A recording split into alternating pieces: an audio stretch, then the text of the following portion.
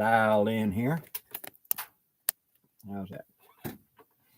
Awesome. It's another Thursday night.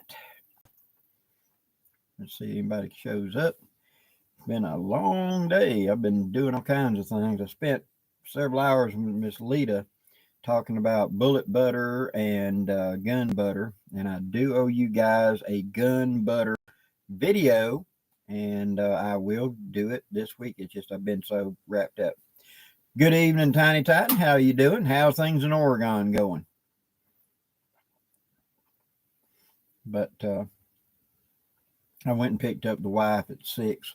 And then we run home, and it's my turn to cook dinner. So it was buttery eggs and sausage and biscuits right quick. She wanted lots of eggs and butter, so I had to make that up. So it's been a run. Now I have 8 minutes. You got to run to your live. So it's sliding sideways into the chair. Another day in the life of Blackie. James Sanders, hello. Will, hello to Utah. Gordon, good evening. Farm Boy, hello. Tiny Titan, yeah, well, we've got this front that's been sitting here 2 days that keeps saying they're going to roll over you, and it hadn't happened with us yet. Just been kind of cloudy and misty, but God, how my joints are killing me right now. Blind Squirrel, good evening to Savannah. CJ, good evening. David, hello to South Khaki, okay. Hello, Joe. Tom's Outdoors, good evening. James, good evening from Columbia. Awesome. Jerry, hello. Hello, Miss Pam. How you doing tonight?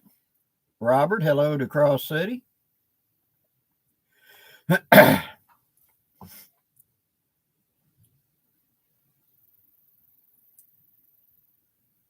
James, what I think about the Buck 112. If it's the knife I'm thinking about, the fixed blade knife, those are all decent knives. They were designed by sportsmen back in the day, and when Buck was the big brand back in the 60s and 70s and everything of the outdoorsman, most of those knives were dialed in, if I'm thinking of the right knife. But any of the Buck knives are usually a good knife relative to the price and etc. But they're normally a pretty good price. Now, I've got the Buck 110. I know the lockback. Is the Buck 112 the lockback that's got the fast button, or could it be the one that's got the synthetic handles? Not sure. I'm thinking of the belt knife. Cap, good evening. Bob Thornton, hello to Florida.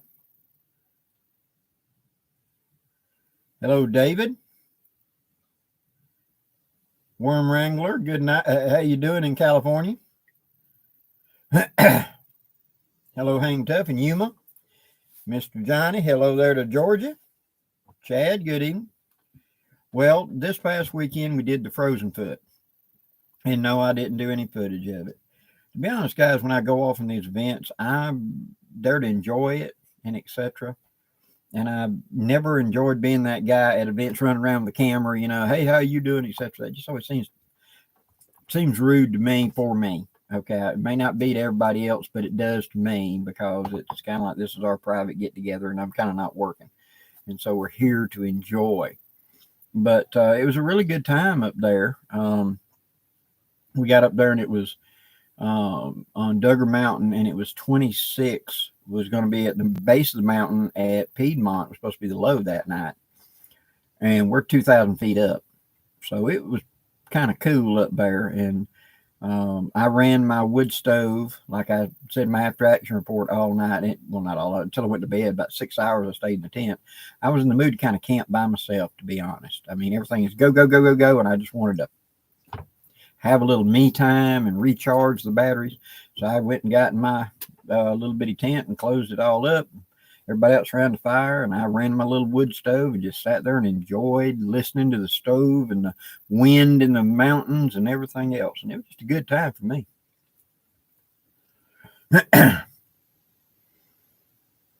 Mr. Johnny, hello to Statesboro. Chad, thank you very much. Good evening to Ronald. Go Fish, greeting from Central Ohio. Awesome. Y'all should be had some bad weather, and it looks like y'all getting some more coming over you. It's the Lock Black, the 112. Yes, I like the Buck 110s and the 112 and etc. I carried a buck 110 for God knows how many years, and I still got one right now, and I still use it. It rides on a belt pouch a lot of days when I'm going to be doing stuff outside and I'm not carrying a big belt knife. I'll carry that buck 110. It's a folding bushcraft knife to me. Gordon Dixon, what's your favorite wild animals to eat? Other than fish, fish would be my first choice, but my second would probably squirrels.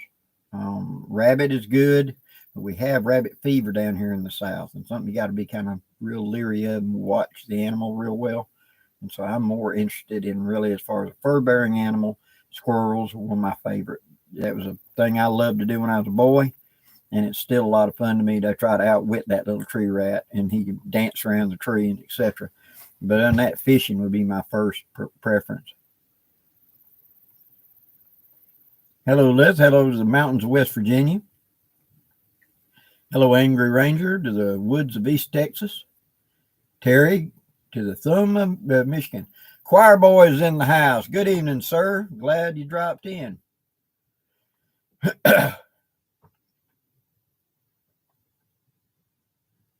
Okay, Robin. Could you please tell me the name of the video about how you divide 100 foot of paracord? Thank you in advance.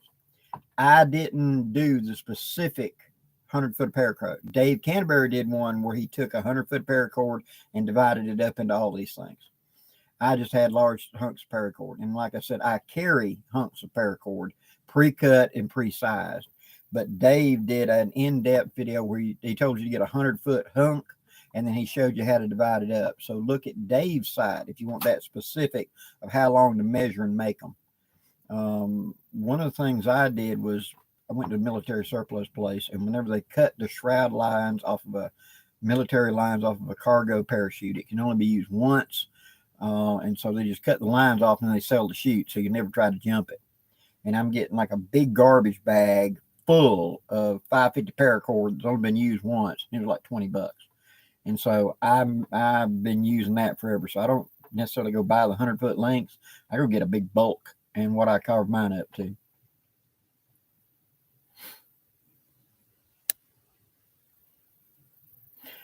Go fish. Whenever you camping and trekking in the woods, do you ever carry a firearm? Quite often, most of the time, to be honest. If it's time of the year with a lot of snakes, I'm going to be toting that single barrel H&R, usually as a snake gun. If I'm not wanting to be encumbered because we're doing something where I don't want to be carrying a long gun, then it's going to be one of the, if I have my preference, I'll carry one of my cap and balls just because I am so versed in it. But if that's not going to be conducive either due to whatever, then I'll be toting one of my other personal sidearms. And mostly it's because of, number one, rabid dog.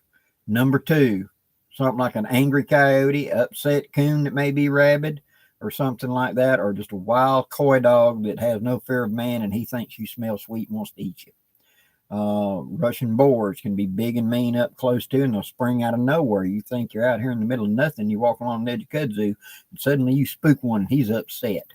And so you need self-defense for that. So I will, most of the time, it's rare I'm not carrying something on me, with me, or whatever, because I go in places that you will need something. If it goes bad, you need something now. Jonathan Frisbee, good evening, brother. Haven't been seeing you in a long time. Hope you're doing well. I know you had some issues, but I hope you're doing well. Hang tough. Do you know locals who went to Vietnam? Quite a few. Had several family members back in the day that went to Vietnam. And I know a lot of, I'm right here at a military base. I was surrounded by Vietnam vets. And throughout the 70s, 80s, 90s, it was very common for me to be camping, hunting, fishing, or etc. around guys who were World War II vets, Vietnam vets, Korean vets, etc. and all of the armed services. So yeah, I did. James Singer, fried squirrel gravy and cat head biscuits. Correct. That's very, very good. Also, boiled squirrel until it gets soft and you can take it off the bone. This is better with the young, better with the older squirrel. I like to fry younger squirrels because they're more tender. The older squirrel, that big sucker, especially like a big fox squirrel, I prefer to boil him until his meat starts coming off the bone. And I dump that water. I bring fresh water to a boil. I add seasonings. I put rice in it and bring it to a boil while I'm picking the meat off of the bone and throw it in there and make squirrel and rice. That's really good too on the trail.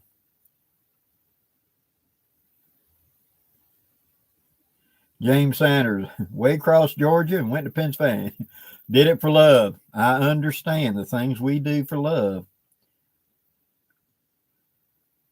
Jonathan, good luck with the back surgery, sir.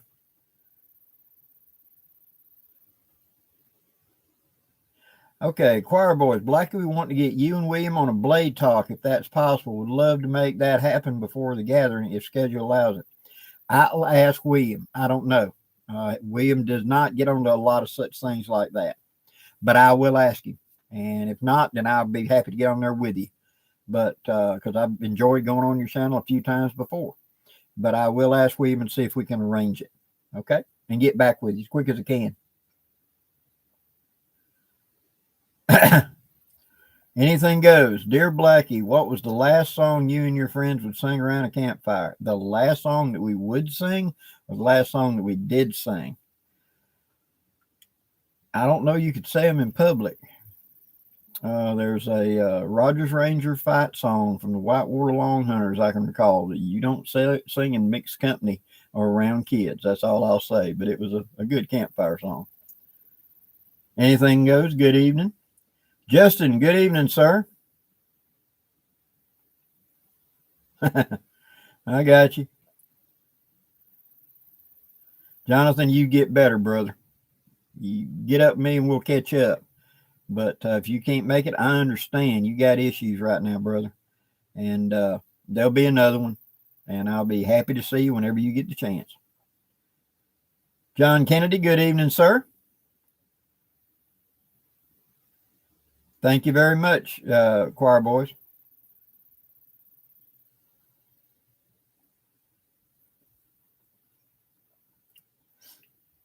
Choir Boy, John Kennedy asked if you were going to be coming to the gathering. He was planning on it. As last I heard, he said he was.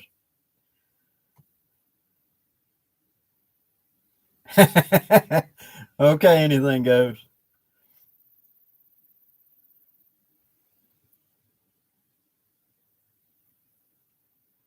Sportsman 83, hello to Cleveland. Ron, good evening, sir. It will be March, the weekend that's the 23rd through the 26th, which is officially Thursday, Friday, Saturday, Sunday, is the official. Now, there may be some people who show up a little early. I don't know yet. But as I understand, that's my intention at this time is Thursday, Friday, Saturday, Sunday, to make sure that everything goes good and that the porta potties can handle that many people. You know what I mean? So, and I've already contacted somebody to see about us getting some firewood out there.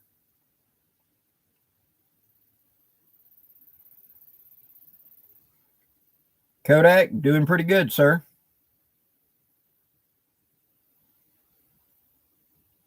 Hang tough. Have I ever been to a big city like LA or New York City? And if so, what did you think of your experience? When I was driving and working for Enterprise Electronics delivering radars, I went all over the United States, this side of the Continental Divide, and all the major cities in that. Yeah.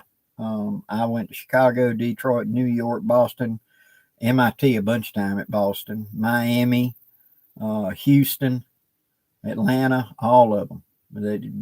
I just was all the time either going through or whatever. And it was my experience looking at the big cities pretty much that it was a whole lot of people packed into an awful small place. And with respect, Chicago stunk. It smelled like a wet chicken house. I was 30 miles out and I could smell Chicago. New York City was so loud. Anywhere in the city, you know, it was just constant horns and traffic and industry and whatever. It was so loud is what I remember of it more than anything else. I was never intimidated by going to the big cities. My dad being a trucker, I had listened to his stories when I was a boy. And so when I got the opportunity, I was looking forward to seeing the big, huge skyscrapers and everything else. And so it was very nice to see. And There was a lot of very interesting things in the big city that you can't find other places like museums and etc. So I've enjoyed my experience going to them. I enjoyed going to the Smithsonian in D.C. That's where I took my wife for our honeymoon 33 years ago, 32, 33 years ago. And that's where we went up there and enjoyed it. It was enjoyable.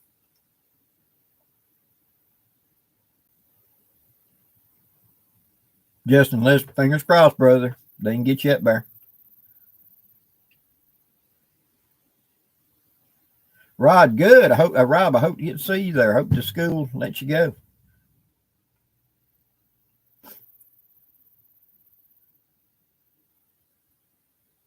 Tag 1462. I've got a new Silver Wolves coming out, and I've got a lot more lined up for Silver Wolves here very shortly. So I did a couple of shooting videos yesterday that I've got to get finished edit and posted. And then I've got a couple other videos coming up in the, fingers crossed, I'm going to try to do a quick overnighter here very shortly. We're getting something lined up where I don't have to be in town. I can be just over yonder at the shooting range, close enough for Mrs. Blackie, but at the same time, I got a little bit of time. I can sneak off and do a couple of overnight right quick and do a few small little things like that before the bugs show up. Spring's come early here in the south. Sorry, the grass is turning green, pollen is showing up, everything's budding out. So I've got to hurry up and get going, or it's going to end up the temperature will suddenly go. It's 85 degrees and bugs are everywhere. So we shall see. Mississippi Hiker, it's still just show up. Come on in.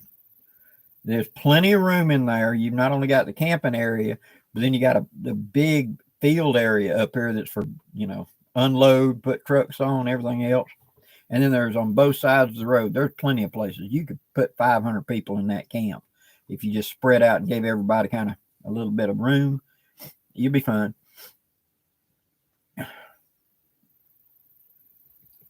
Go Fish, glad you're enjoying it, sir.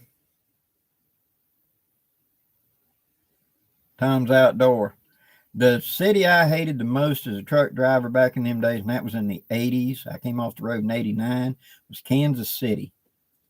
They were redoing all them interstates. That in Atlanta from 75 till way in the 90s. You never went through Atlanta the same way twice. They would take the interstate you're on. They'd go over here, build an interstate, close this interstate, shift everybody over to that one, tear this interstate down. Now build a new interstate. Now shift everybody back and tear this interstate down. It was a nightmare for 25 years going through Atlanta. You never went through the same way twice. Earl, good evening, Syracuse. Sportsman 83, I agree. I had the opportunity. I was making the money. I could go anywhere in the country I wanted to go. And I got the opportunity to travel and see all these beautiful things. I love New York State. The city, not so much, but the state is beautiful. And I loved everything. I loved New Hampshire. I loved Kentucky and Tennessee and the Carolinas. I mean, I just enjoyed all of it. But I just kept coming back home. This is where I belong, down here in the South. So that's where my beloved South, I just keep coming back down here.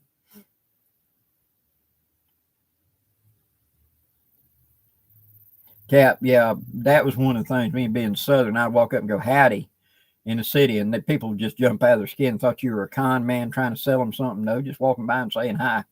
Or hold the door for somebody. I was coming out of one of the big hotels, and it was a swing open door. And I held the door for this lady coming up, and she just stopped and looked. I mean, reached in her purse and brought out her mace. I went, ma'am, I'm just holding the door for you to go in. She had no idea what I was doing. I just let the door and go big circle around her. She didn't know. They just don't talk to each other.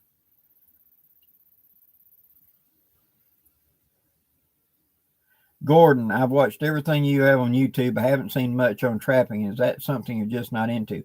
It's not a thing that I've practiced a lot. I've done trapping, but Dan Lutz, my good friend, he was the big trapper. But my limited experience that I got to doing in the 80s, mid to late 80s, and etc., was for meat.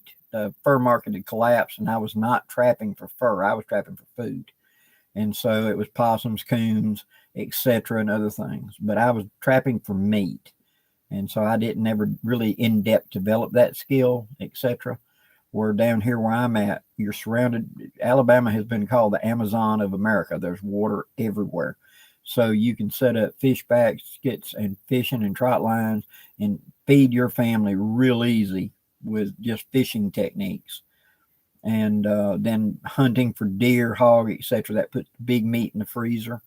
And then you can often exchange and trade around where, they got a cow they're going to butcher if you want to go in half, so you get modern meats and stuff. And I just never got that much into the trapping. It wasn't necessary for me to provide.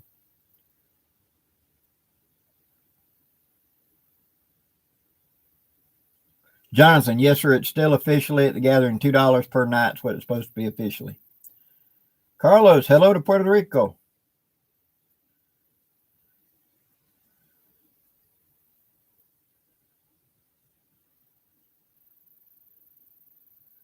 Well, Mississippi, I hope you make it. I understand life gets in the way of the best laid plans.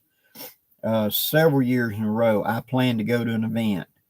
And the week before or the week of or like the day I was supposed to leave, some major thing would happen where I couldn't go. And it was like 5 years in a row I tried to go to this event that was up in Tennessee, and it finally just, and they quit holding the event. And it just, I take that as God just telling you don't need to go. One of them things you keep trying and it just keeps saying no. Somebody's trying to give you a hint.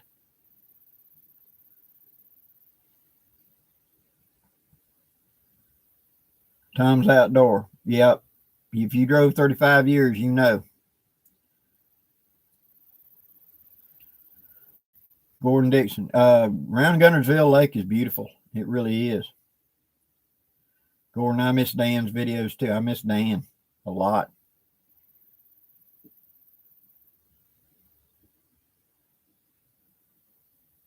Hang tough. How much is a small house? Okay. You got to understand this fluctuates. If you get away from the cities and get out in the rural country, and that's a lot of the Alabama, okay, I have personally in the last couple of years saw 5 acres with a little bitty old 4-room farmhouse on it be $35,000 for all of it. I have seen 100 acres sold at $1,000 an acre, and then I have seen acreage that was $500 an acre because it was not farmland, not good timberland. It was too rocky. It was very picturesque, but it didn't have any selling value.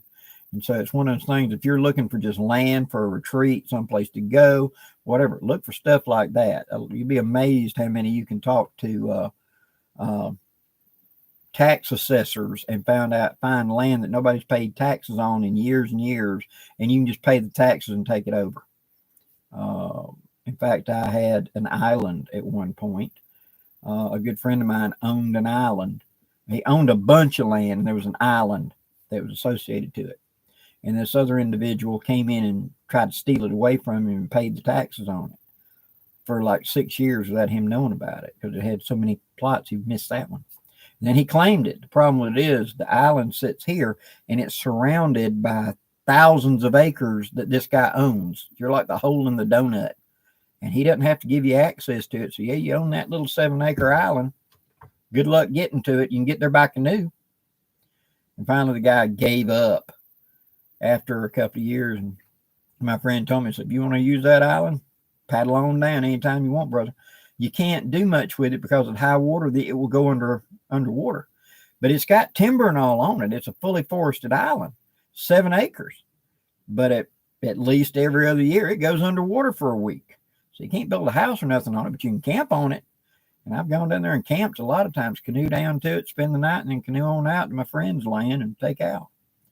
So there's a lot of places. If you just dig and look, you'd be amazed what you can find. Yes, Miss Pam, we do miss him.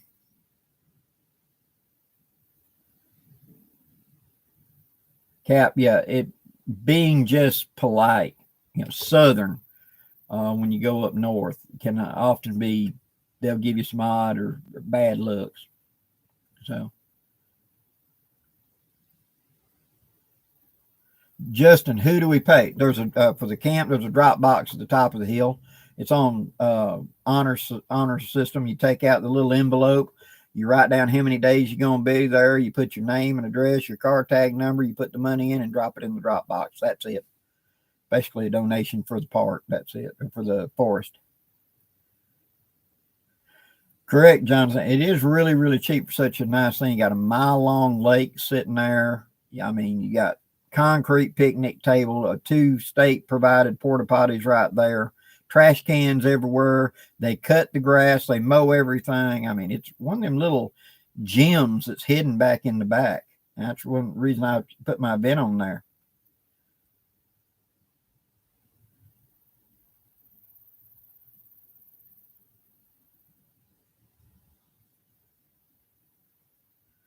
Jonathan, I do fairly often too. Talk about the other night when I was up there on the mountain and it was just me and my fire. I did a lot of talking with Dan. We had a good conversation.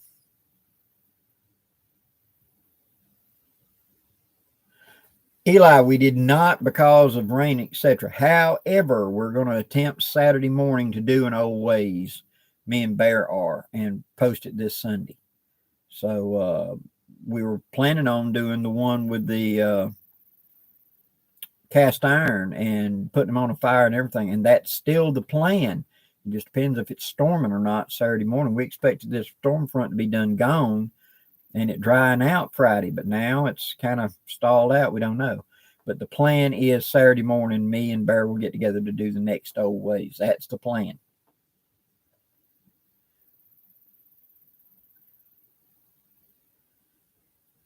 Yeah, Jonathan, you come down there and stop in, and you got the whole place. A great stopping place.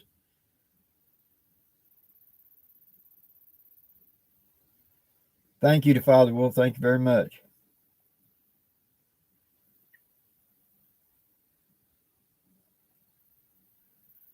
But Jonathan, I hope that, whatever you need done, you're able to do it and get better, brother.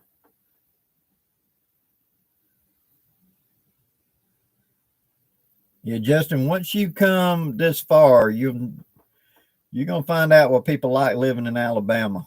We get a lot of people from other parts of the country that move down here.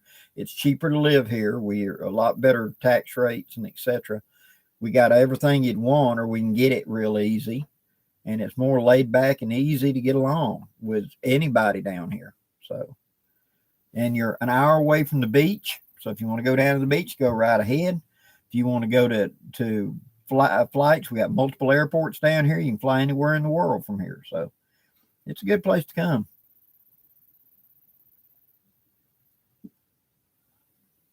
Yes, Robert, the Rangers down there, Mr. Driggers, real nice guy, very helpful.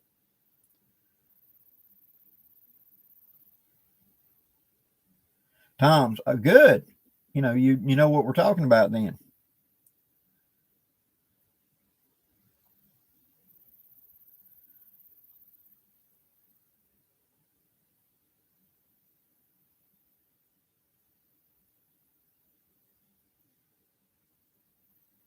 Eli, what knife are you carrying right now?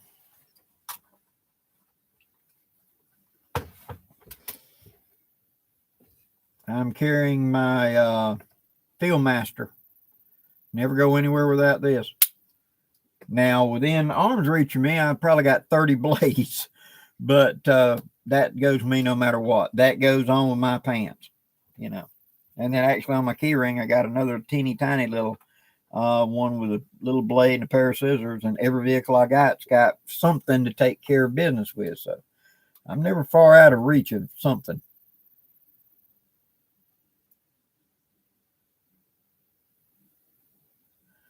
Will Road again. Have I ever had any interest in coming out to the canyon country? I'd like to see you climbing some of these old Anastasia ruins. I have looked with interest at a lot of that. I'd love to see that country. I've seen the desert, although I've never been that far. I've been to the Continental Divide, but I have never been over into California or even into Arizona and stuff like that. Far west Texas was about as far as I went there. Now I went up in Colorado above it, but that was as far as I went on the lower end. And I think it's beautiful country out there and be real interested. At the same time, me being a fish out of water, because I'm a woods guy, you know, it would be a challenge to, but it'd be an enjoyable challenge. Out there, you got to hunt water.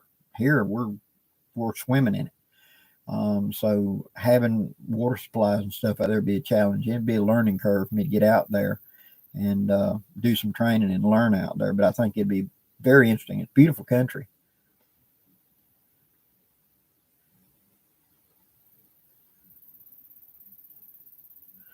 Jonathan Frisbee, are you going to have a trade blanket this year at the gathering? I will ask, and if everybody would like to do that, then we'll do it.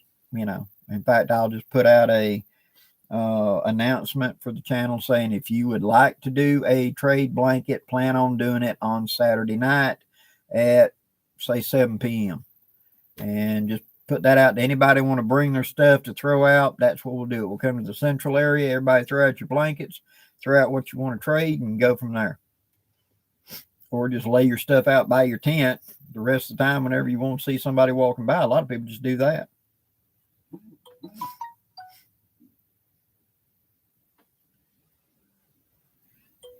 Bowder Sackett, Canteen Cup Cobbler. You know, I've been thinking about making some of that here lately. I haven't done it in a little bit, and I need to because it's really, really good. Okay, that's not life-threatening, and I can wait. Sorry for the disturbance, guys.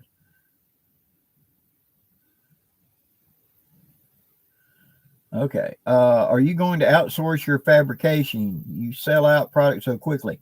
Hang tough. I am not going to sell out. Well, excuse me. I'm not going to outsource. I want it to be made in America, and it's being made in small shops. It was Jason Hunt was making it, and now I got Jay Hercules making it. And we've got a little delay right now. One, we had a big flaw in a roll, and he's had a little bit of a cold and sick, and he's catching up. But I was told today that we do have them, at least half of it or whatever is en route to me right now, and I've already got the bag set up, ready to stop stuffing and start mailing. As soon as I get that done, we'll be doing another run of the Nighthawks, the combo rig and all like that, and I'll be doing a run of Blackbirds. It's just, you know, it would be easy to just go over to Seas in someplace and make it, but I would prefer to do it in America. That's just me, and I'd rather do the American stuff here. And in fact, I've been approached by a couple of manufacturers in India and Malaya that told them they're showing pictures of, we made you a prototype, we'll send it to you right now, and we'll cut your cost down to this. A lot of times you do that, and that first run, man, it's fantastic, exactly what you want, and then the next one's a little less and a little less, and they start sucking all the quality out of it. The material gets cheaper and cheaper and cheaper, and they're making their money, and I'd just rather deal with somebody here in America. That's just me. If it got to where we couldn't get them, I would just stop making them, to be honest, before I'd do that and go overseas. Will Rodigan, hello. From Tuscaloosa. Yeah, they do. They call it Dixie for a reason.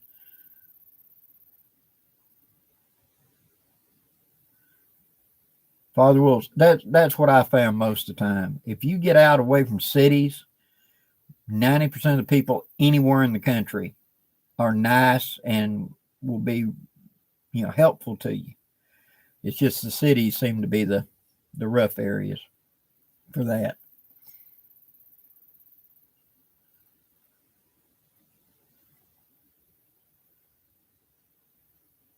Cap, why don't you think you could live in Alabama?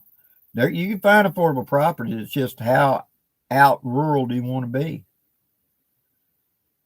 Justin, hurricanes are what hold me back from moving to the coast. They can be tough, and it's like the people out west. They live with earthquakes, and the guys up north live with blizzards. We live with hurricanes down here. It's just part of it. Brutus, good evening. Trapper Dan, good evening, sir. Eli Lopez, yes, sir. American made.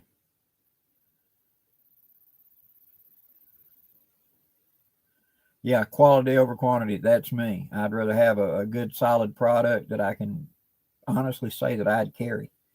You know, if I was just in it for the money, man, you can contact places overseas and they'll just throw stuff at you. And you see a lot of these channels that they'll go and they'll start doing a product. Next thing you know, they got this little thing and that little whiz. And what it is, some manufacturer sent it to them and said, you know, I'll give you at this price. I'm already making this for you. You become a sales rep for Wuhan or whatever. And no, thank you. I get a list every few days in my emails of foreign countries, foreign manufacturers want me to sell something or do something. And I don't mind doing reviews for people as long, and I always have this stipulation. A, I'll be happy to look at your product. 2, I will give you my honest thoughts and reviews. 3, if this is a piece of junk, I will never do a video on it, and I'll send back your product. I won't do a negative video, but I'm not going to do a video promoting a piece of junk. If you're agreeing to that, send me your product. I'll take a look at it. And if I don't look at it and can honestly say, I wouldn't carry this, not with my skill level, but if you were a beginner or had limited experience, would I feel comfortable handing you this product and saying, yes, it's not the greatest in the world, but it will do and it will such and such. If I can't mentally do that, you'll never hear of it. And I've never done a video about anything like that. You got it, the products I've sent back that I opened the box and, oh, good God, and sent it right back. Forget it. So they'll talk up real good, but often it's not real good when it gets to you. Eli Lopez, safest place in America. From what is the question? You're talking about unrest in the cities. Alabama's good. We don't have that problem here. If you're talking about civil unrest, again, we don't have that problem here. Everybody gets along in the whole spectrum. Maybe Birmingham or Montgomery, those are the big cities, you know. But it's just where you'd be safe, you know. You can be real safe under a rock hiding in the middle of the desert, but it's not a great place to live at the same time. So Tom's Outdoor. Thank you, sir. Jayhawker, good evening.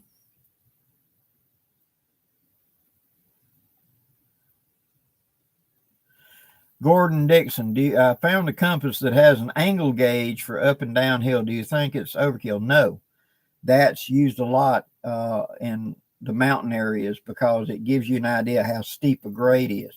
A, is it an avalanche problem? And B, how much time you going to take climbing that sucker? You're here trying to plot a route and you can see in the distance mountains.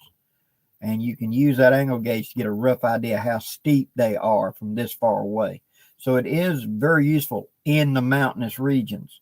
Down here in my part of the country, it wouldn't be a great use. But in mountainous regions like the Rockies or up in the Appalachians or up around Oregon, Washington State, even California, it could be very useful in those neck of the woods.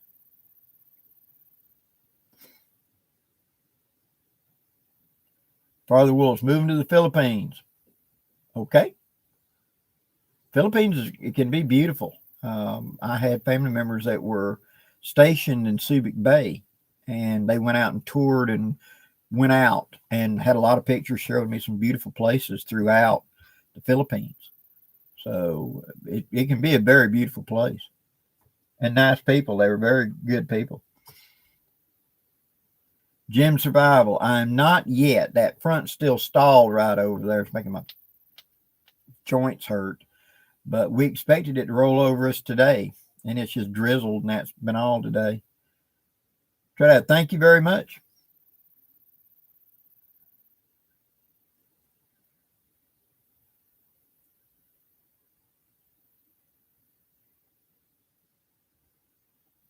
Luzon, got you.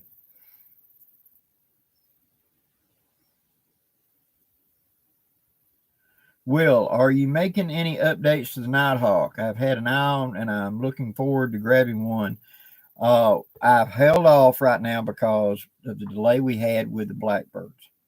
And Jay has told me that he's got them just about done, and he's already shipped some to me. I'm waiting for them to show up. As soon as they show up, we'll do a run on the Blackhawks, and it's where you can either pick a combo, which will be a brand new Blackhawk and the Nighthawk for $200, or you can get just the Nighthawk by itself for $160 if you've already got your own Nighthawk, a Blackbird haversack, and that way you can have the combo that way. And we'll do it in runs of like 25 because it's real kind of labor intensive sewing all them straps in place. And but as soon as we get this existing run of Blackbirds into me and shipped, I'll announce, and we'll be doing immediately on that. Just stay tuned. I'll announce.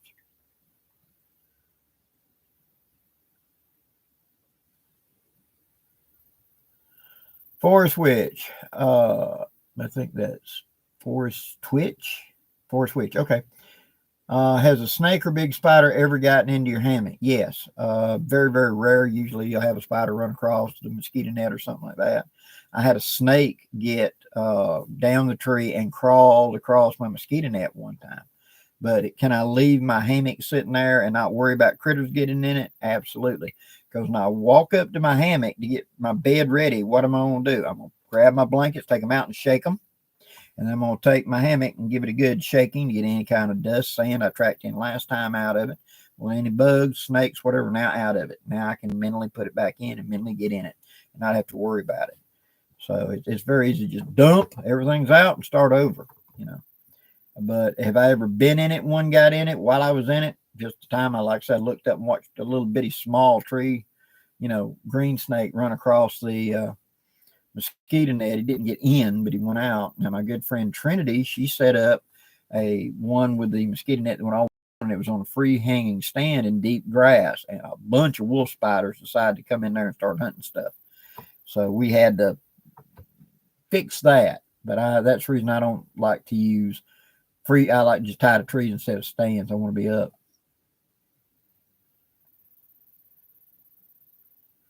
Gym survival, 50-mile-an-hour winds there in West Virginia. I understand. Hang on. Thank you, Father Wolf. Thank you very much. Tim Lacey, what is down and dirty email? Down and dirty woodscraft@gmail.com. Down and dirty woods with an S craft@gmail.com. That's the site that I do my bags and stuff like that. You come to that, I send you the PayPal link to pay, and then from there I put you in a file folder, and that's how I know who to send the messages to, because you're not just an email, you're now into a file. And so when I go to, you know, tell you any updates, whatever, I'll send it to that file. Just mass send it to the whole file. Good evening, Bear. How are you doing? Peter, Blackie, have you ever had to use your firearm for protection in the woods against animals? Yes. I had a big pity type dog that came at me out of nowhere. Obviously, just aggressive as all get out. Probably somebody had thrown him out. Probably a fighting dog. Years ago came at me and I had to take it out. I've had to shoot snakes. I've had to shoot other things that's come out at me, and etc. That's the reason I carry such a firearm. It's not for all the good times. It's that one bad time when it's going to be really, really bad if you don't have something. And yeah, I have had to defend myself before.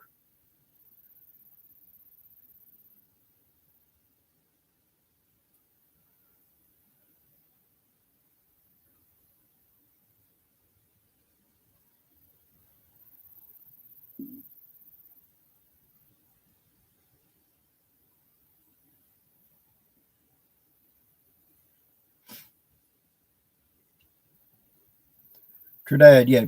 Once you get one set up right, most time I never worry about it. Now down here where I'm at, we got clouds of mosquitoes, and so you need some sort of net covering, or they're just going to eat you alive. And that's one thing I like about the one wind is the way the mosquito net can be taken on or taken off easily without having to take the whole hammock down.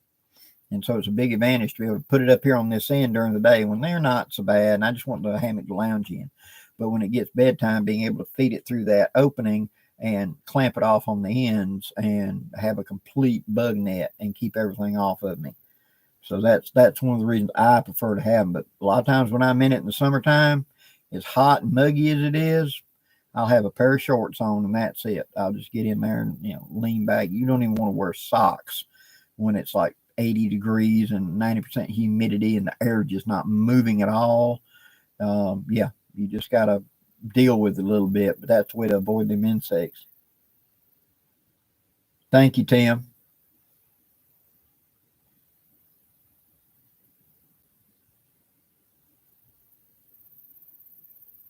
Errol, good evening to you.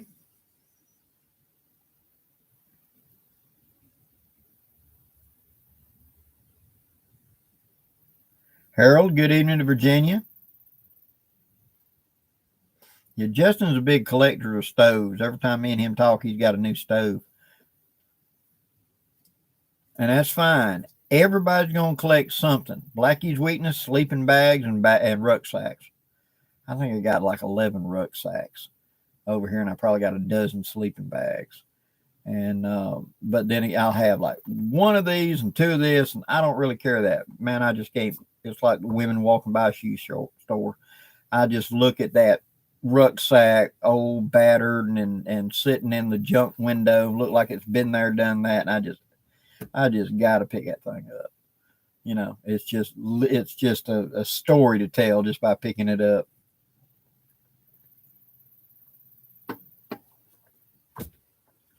Bear, they were asking earlier if we were going to be doing the old ways or try to do an old ways. So we're still on for Saturday morning, correct? And we'll try to do the cast iron if the weather will permit and let us do it. We might have to improvise and do something. We'll see.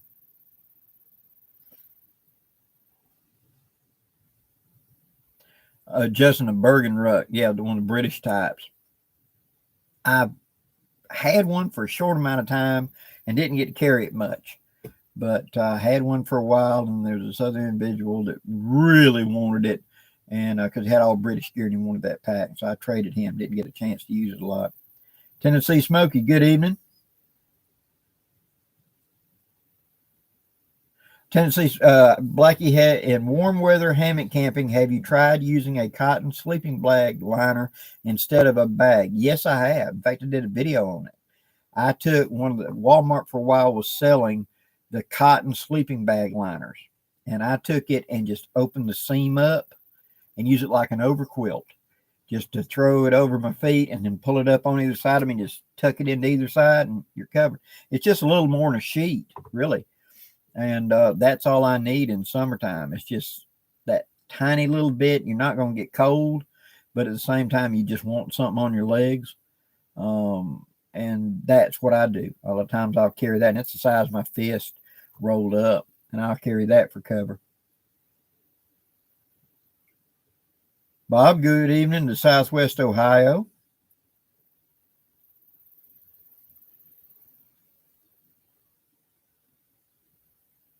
An H-car Browning rifle with a modern stock and all on it.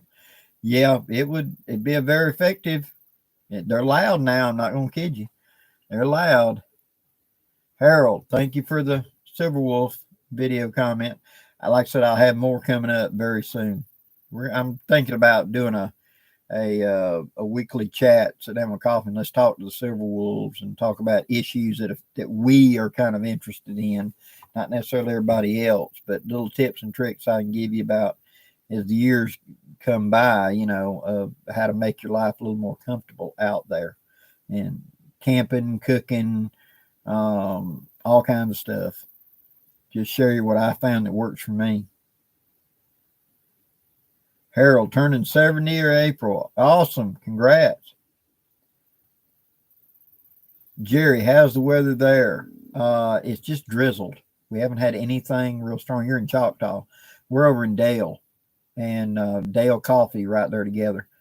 And we ain't got nothing. It'd be a little breeze and a little bit of rain for 5 minutes and quit. We haven't got it yet, but I wish this front would go ahead and move through and get done instead of just sitting there and dragging.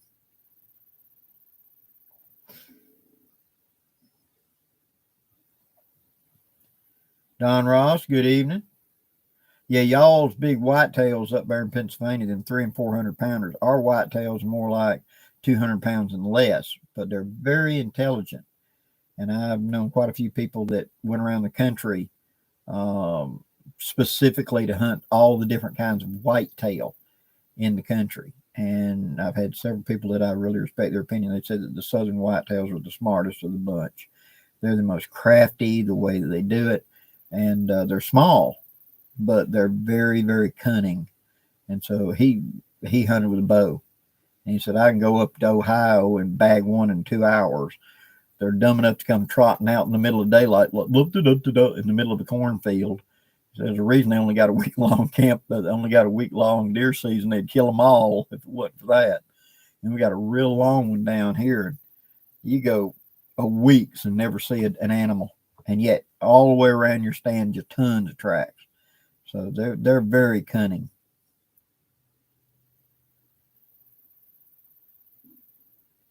Yes, Jonathan Frisbee. I quite often get one of the small personal battery powered fans, and I put it in the far end of my hammock because I got the mosquito net. You got to have the mosquito net, or the mosquito's going to eat you up. And I put it right up against the mosquito net so it sucks air through the mosquito net and blows out of the fan. That will pressurize the mosquito net and push it out. And therefore, you feel cooler, A, and B, it keeps that mosquito net from being up around you. And inside that mosquito net, you're breathing and everything. That hot air is being trapped in there. So it just becomes stifling. By putting that fan there where it's sucking the outside air and pressurizing, so to speak, my mosquito net, that forces that air out and you just feel a lot cooler. And I've had people do, oh, Blake, you being such a wimp. Lay down whenever it's just oppressively hot in July and turn that thing on, and you'll wake up in about an hour cold. You got to turn it off. So I call it my ceiling fan. And one of them battery powered ones, they'll run all night for what you need.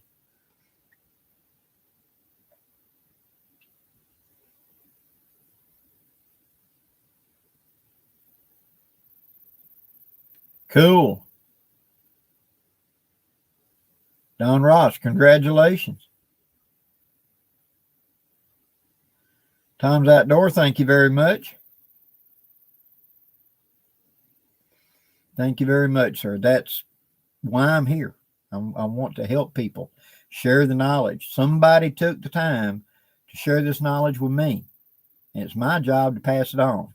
That's the job of a silver wolf, to take the wisdom, hard-earned experience, and pass it on to the next generation so they don't make the same dumb mistakes that we made. Because God knows I stand on a mountain of mistakes.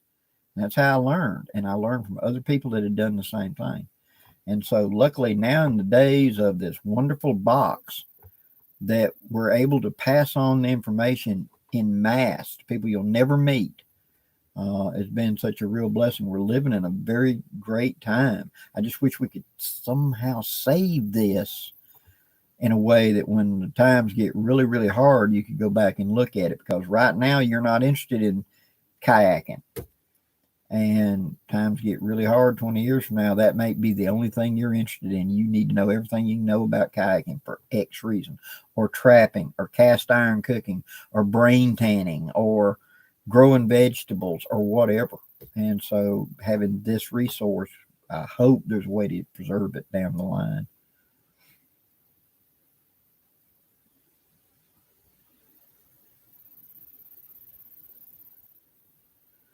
Chris McCarthy. Okay, I'll do it. In fact, I did one at one time, but I'll update it this year. And I'm going to be doing my hammock rig setup with my new big tarp, that hot tent that did so well. And I'll show that little bitty ceiling fan in there and how it really, really makes a difference. Force Switch. Yes, I have one right now in both the 22 Magnum and the 22 long rifle cylinders with it. The Heritage 22 revolver, if you go look, there was a gun back in the 70s called the FIE Buffalo Scout. It's the same gun. Rough Rider's just doing it with modern technology and CNC machine. That one back then was made out of a casting and was very rough, but those were $50 guns back in them days, and everybody had one for the glove box. For the fishing tackle box, it was the 22 kit gun. for you to have just with your set. You know, it stayed in the box in the boat. It stayed with that type of stuff. And it was one of them guns, if it got stole, you didn't think so much about it, you know, but they served very well. And I had a lot of them. So when the Heritage Rough Rider came out with the same safety identical, I said, that's a FIE Buffalo Scout, but this one is well made and accurate and American made. So therefore, and I've got one now and I've been very impressed with it.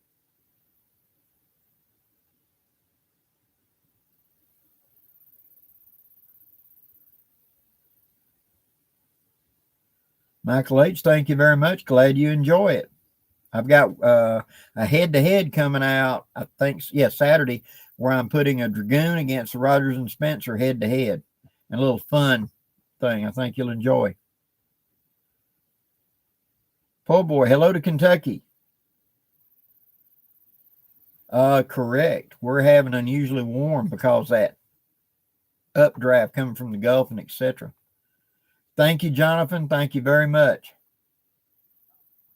Hang tough. How long do you think humans have been on this planet? The question is when you start calling them humans. Don't know. You know, as far as a scientific point, a religious point, those are two different options. And I just think we've been here a long time, maybe longer than we think. And we may have had more technology in the past, or we may have had different civilizations in the past. It's all possible. There's a lot of evidence on all those sides.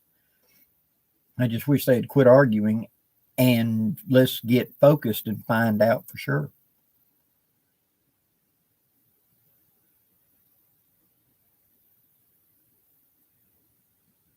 By the way, yeah, you can get those little rechargeable fans that run off of them. And I got one of them big power cells you can recharge them from.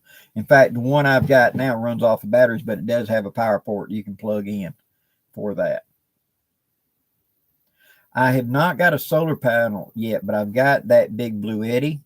And I'm leaning real hard when tax time runs around to going ahead and get me a pair of solar panels. Believe it or not, the Harbor Freight has 100 water for like $140, $180, something like that. That in a lot of the reviews did very, very well for that. And so I'm thinking about picking up one of those.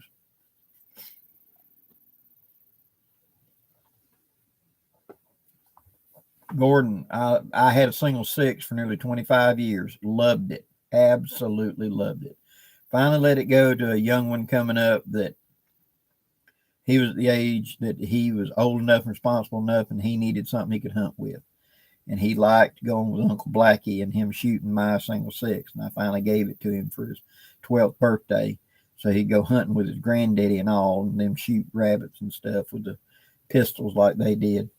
That used to be a thing down here in the South. Them old men who had been, you know, military officers and everything else, they'd go rabbit hunting and stuff with a 38. You know, ain't no shotgun. Let's go head shoot them with 38s. And you better head shoot. If you hit anywhere else, you're buying the beer. So.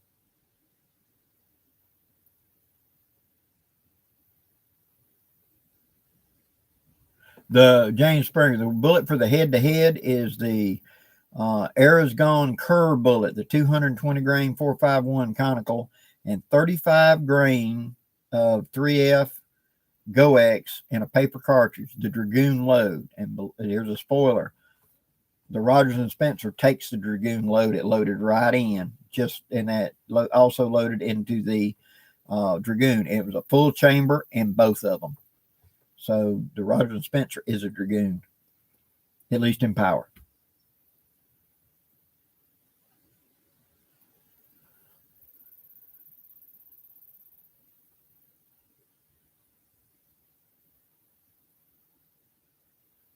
Errol, you've got one of the Harbor Freight 100 and you say it works very well.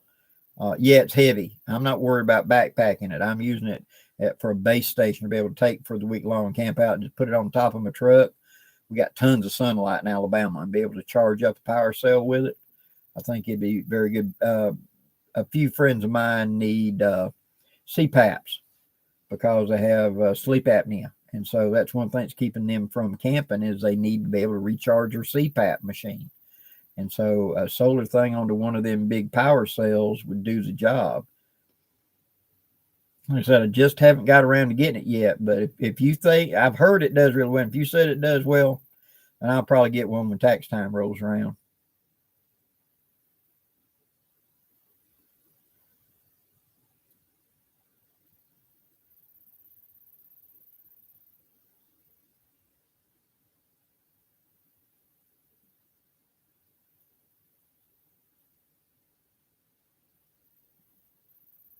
Cool. Shayon, hello. A lot of guys like the jackeries. I've heard a lot of that. The people like jackeries. Captain Crunch. That's what it was. Is I'm not using it to power a an off-grid situation. In which case, I'd probably go for a real high quality solar panel. But for my limited application and what they're talking about, you're going to camp maybe a dozen times a year where you would need to recharge, because it's not going to be just overnight. Because that when them battery cells, or even a car battery, an extra car battery with an inverter, could power a CPAP for the amount you're going to use it in one night of sleeping, like 8 hours or so. On the other hand, if it's a week-long event or etc., I need to be able to recharge that power cell. And that's where that solar would come in. Since you're only going to do it like 12 times a year, it would be a cheaper investment to go with the cheaper, because I don't warrant that high dollar advancement of getting that those solar cells that would do that kind of power for that way. If I was doing an off-grid, running a cabin system, yes, I'd absolutely go for the higher quality. Absolutely.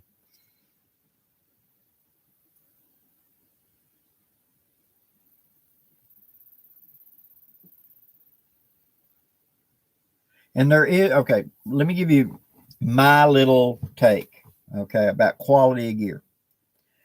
When I turned 16, my granddaddy said, okay, you're old enough, every man needs his own tool set. So we're going to get you tools. And so we went to the pawn shop, and he got me an entire set, making it up from the box, of sockets. He got a Craftsman 1/2 inch, 9/16, 7/16, and there's one other, like a 3/8. He got a Craftsman ratchet. The rest of them tools were Taiwanese junk. He said, you don't need a high quality 11/16. You may need that once every 5 years. Now, here's the rule. You use your tools. Whenever you break a tool, you replace it with a good tool. But you don't need a lot of them odd sizes. You only need it once in a blue moon, and the cheap piece of crap does just as good for that. It's that tool you use all the time. That's where you needed the Craftsman, etc., like that 1/2 inch and that ratchet, because that's going to be used so much, you need the quality. But that oddball one, you don't. Especially when you're only going to use it once every 3 years or something. And I've still got some of those tools. And when I go through my sockets, it makes me smile when I pull up, and here's a cheap Taiwanese, like 5mm socket for a 1/4 inch drive.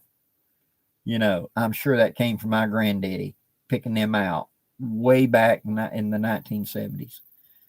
And I ain't wore that out yet. If I ever break it, I'll go get a good one. It means you used it. If you're not using it, don't worry about it.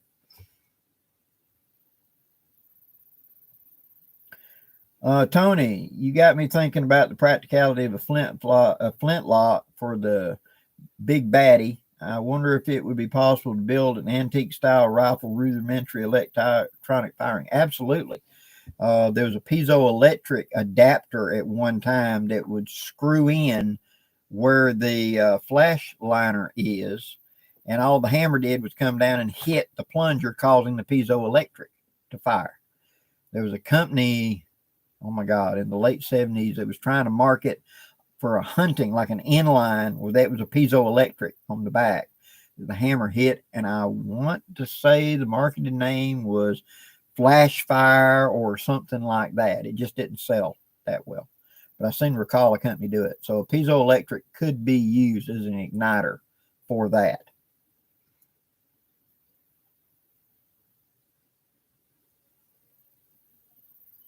Mark Gibbs, good evening. Yeah, true. Peter, hi Blackie, doing colonial times were military black powder rifles and ammunition prepared differently than a frontier civilian muzzleloader? Yes, most of the military stuff was of a given size, a given load, a given everything. And it was quite often created to conserve resources. So we think of, like, for example, that the load is supposed to be 80 grains of such and such. The issue is probably like 62, because they were trying to do mass, and they're trying to make mass cartridges and etc. And you get more bang for the buck of powder. There's 7,000 grains in a pound. And so if you're using 1,000 grains in a cannon, well, you only get 7 shots out of a pound. And so they would neck it down just as low as they could go. Because back in them days, a lot of times you didn't shoot much. We think of, like the movies, but in reality, the two armies would line up. They'd normally exchange 3 to 5 shots, and they pull bayonets and push whoever had suffered the worst off the field. Because you're standing there with bullets coming in and everybody around you dying. How many times you want to get shot at before you go, "See you, sir," and go to the rear, or just lay down? And that's the way it was. They'd fix bayonets and push off the field. And so they didn't need 100-yard accuracy, 60 yards, 70 yards maybe. And they prepared their cartridges accordingly. They were trying to get longevity. That's the reason, like in the movie, the Leather Stocking Tales of Last of the Mohicans, remember whenever Hawkeye uses his rifle in the relay to shoot the guy at the farthest that's running off the wall. They're taking out the guys trying to stop the guy that's escaping from the fort. And they start out with muskets because it's going to be close range, and they keep shifting. And finally, he's holding his rifle because it's the longest range. It's not a military weapon. It's a rifle, and he knows it, and he's loaded it. So the colonials and the civilians, they would load completely different than what the military was doing.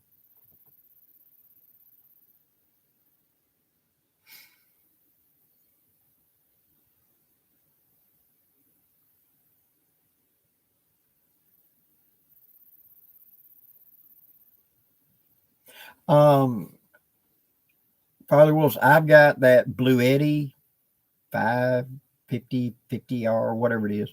And it runs a long time as well. I did a review and got a deal on that one. But I've been very impressed with it, and I still use it, and I still carry it. And we've had several power outages that I've used it. Those Jackeries are very good. I just haven't had an opportunity to get one and play with it yet. But I know a lot of people really recommend them. Good night, Bear.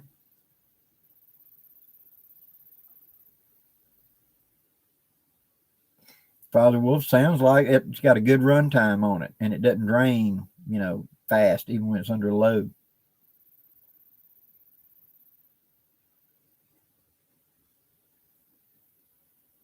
Jeff, right. All these years later, and you still got those same sockets. You're going to lose some and have to replace, or you're going to break some and have to replace. But it's amazing how many you still got. I've got a screwdriver around here that was my dad's that I know. I've got a hammer over in my toolbox that my daddy threw in the garbage when I was about 9 years old because he was sick of it. He hated that hammer, and he threw it in the garbage. I picked it out, and it became my hammer. I still got that hammer. The head's got a chip out of it where it hit something and it splintered off, and etc. The handle had got so loose, that's really threw it away rather than rehandling it. I just tightened up the handle, and I've been using that hammer now 50-something years. It's still, I've got other hammers, but I still got that old hammer. And it's amazing what people go, "This is junk," throw it away, and you go, "Hey, wait a minute, that's not too bad. Hold on.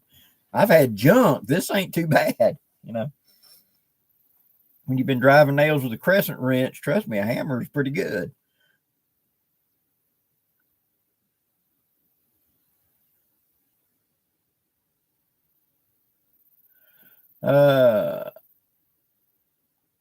Mike Bolton, good evening. Good night, CJ. Justin, have you ever owned or shot a Martini-Henry or a Snyder Enfield? Yes. I had a good friend of mine that was a big collector of British stuff, and I've shot both of them. In fact, we made 5.77 450 cartridges for one of his guns at one time. So one of the guns from Zulu and etc. We made all. He had all in various models. He was trying to collect everything from the Brown Bess up. Had Baker rifles and all the cartridge guns. Pretty interesting.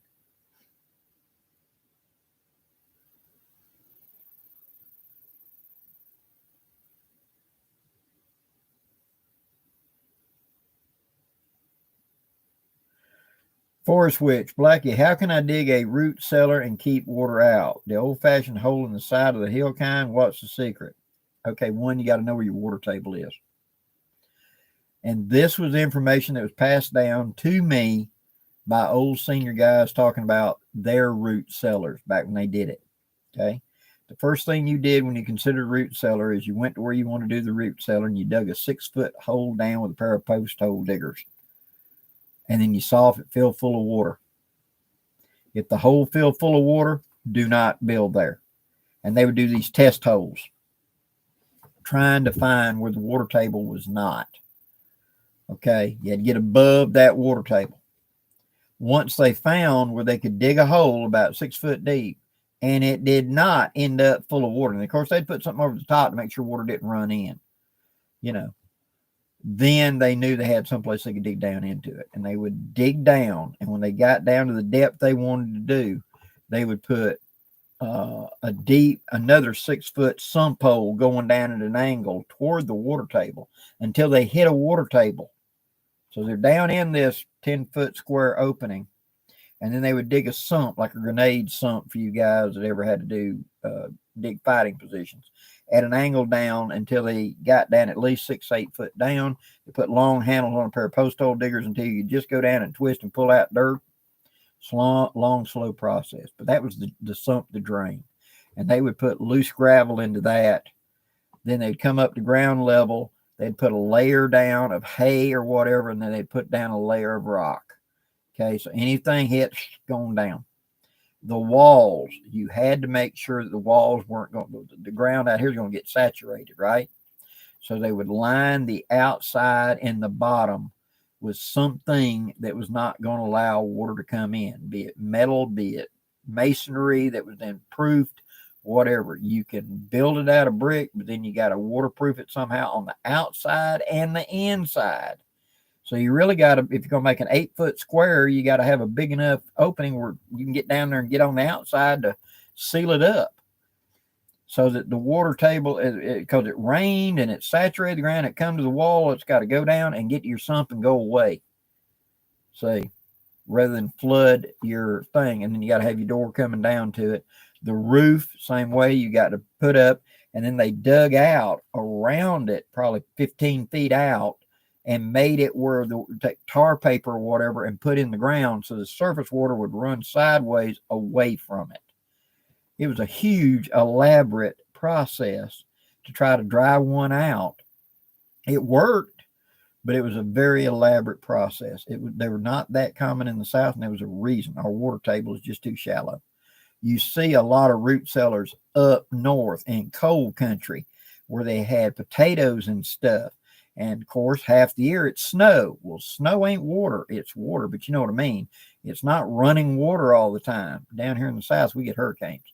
Ground will get 18 inches of rain in 5 or 6 days. It'll completely saturate, so you had to be able to seal it up. I hate to give that long answer, but that's the way I would look at it.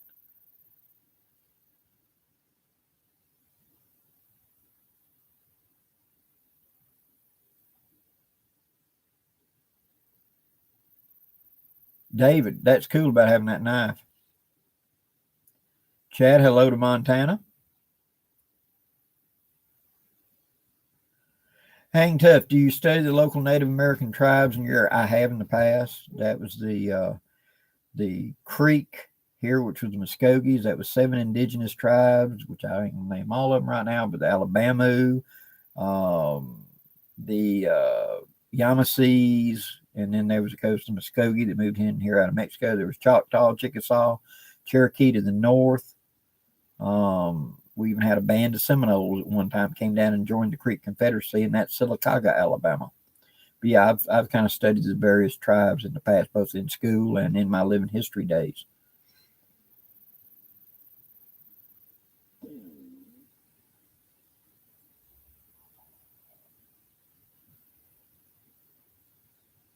Feral, you've got, so yeah, those were a lot more common than you think. Not so much that they pounded nails with them, but I'm sure that happened a lot. But a lot of times wearing them on their hip or on the saddle or whatever, and they would be picking up stuff and tucking it up against their body to hold it on top of the horse, and they'd put it up against the gun. So quite often that outside grip panel would get scratched up, dinged up by you're holding an armload of, rolled up fence posts up here in your lap because you're not using the wagon and you're just going to go like a few hundred yards down here and dump them. That type deal. And they'd bring it up in their lap, maybe laying right on top of the gun. It happens.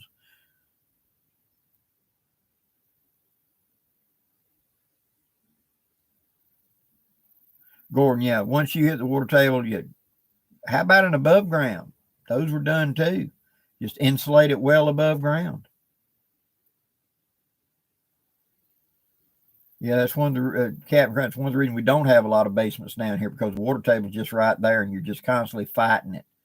If you could magically set a bathtub down, fiberglass bathtub with no cracks, and have a complete drainage all the way around it, and a good roof that wouldn't let it come in, you're good for maybe 20 years. And then sooner or later, you're gonna get that crack, and then it's might as well start over. But 112, hello to Northwest Georgia. Forest Wish, glad to help.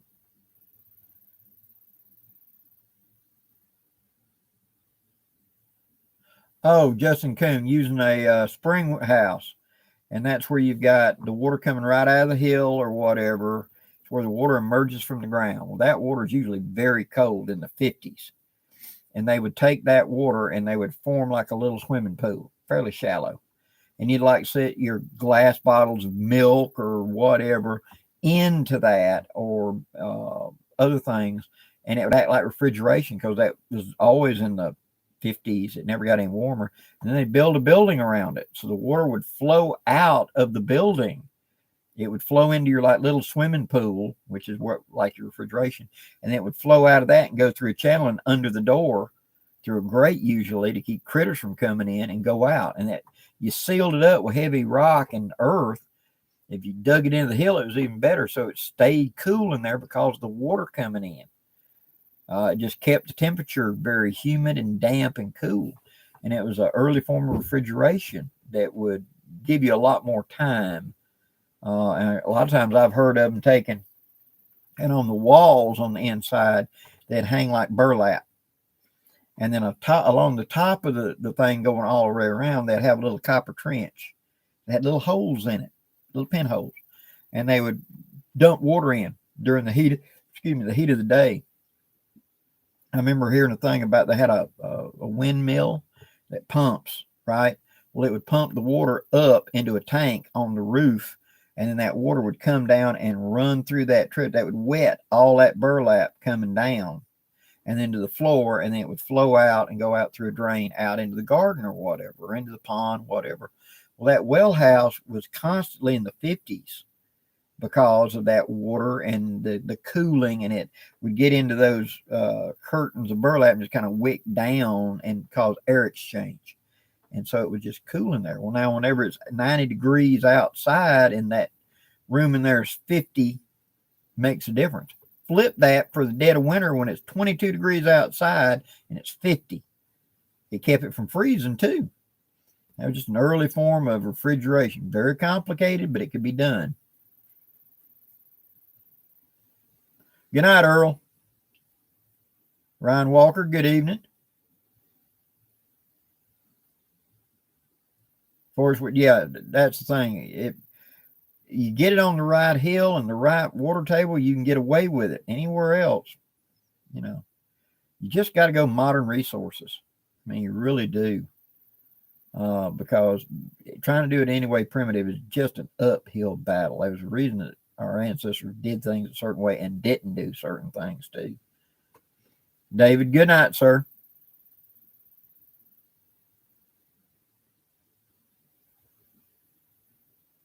Yeah, I've heard of that. I've heard about them putting metal cans or glass in there, and it was kind of weighted, so it wouldn't say vertical, it'd be off to the side a little bit, and it would kind of swirl in the water as it float around, kind of like very slow demolition derby. They'd bump into this and they'd go the other way, and it'd cream and stuff like that. It wouldn't make butter, but it would thicken it up, because of the constant agitation and stuff. I've heard of that. I haven't seen it, but I've heard of it.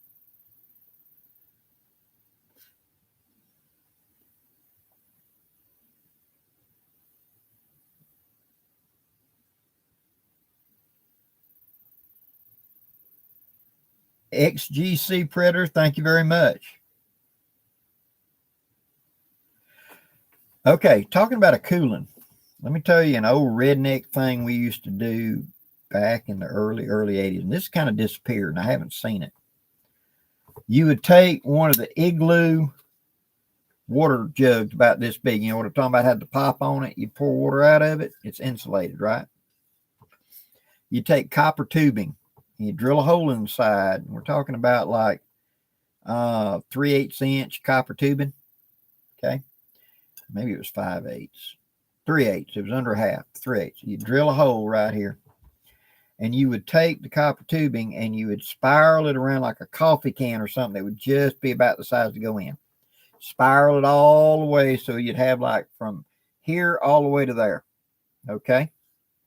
Then you'd have the long end. You'd come in straight and you would feed it through this hole and pull to get this whole coil to come down in here. So it's just like my fingers, it was just a rolling coil all the way from there up. Okay. In the top, you would turn it straight up and it would come to the lid and it'd come out the lid. You'd drill a hole in top of the lid. Okay. Now you would unscrew this, and where you had the pipe come out here, you'd cut it off where it's about 1 inch coming out. Okay. Now you take just a big handful like that of ice and put it in there with water. Okay. Let it chill down maybe 5 or 6 minutes. Now with the lid on, when you got the end of the pipe here and the other end's there, and it's just a spiral down, right? You'd put a funnel up there and you'd pour a beer into it. And as that beer went through that copper pipe and that temperature, it would drop the temperature radically. And so it would come out here just about ready to freeze because the copper and the spiraling and the heat exchange and everything else. You didn't put hardly any ice in it. It was actually just ice water with just a palm full of ice. If you put too much ice in here, it'd freeze it solid. But you could pour a off-the-shelf Coke into it and it would come out just about, it would frost a mug. That's how cold it was coming out. And it was a little bit of science in that spiral. And we called them beer coolers. And I made a bunch of them back in those days, and sell them to people that drank beer, because you're going out on the river and you're going to float the river and all that. Man, toting a big, huge ice chest solid full of ice, man, so heavy, you can't keep all this beer ice down because they want to drink beer all day. Well, you reverse it. You just take room temperature beer. And instead, you would carry that and a small ice chest packed solid full of ice. Because once that ice dropped down and the beer wasn't coming out quite cold enough, you just added another little palm full to the jug, and that's all you had to do. And it would chill it down to frost it. I've seen people put too much in there and it would come out like a slushy. I've seen a beer freeze before with one. But you could carry all the warm beer you wanted and turn it into cold beer instantly. You just stuck you a can over the end of it, a used can, poured in it, and fill that into that can and hang on to that can for the next round. A lot of guys did that.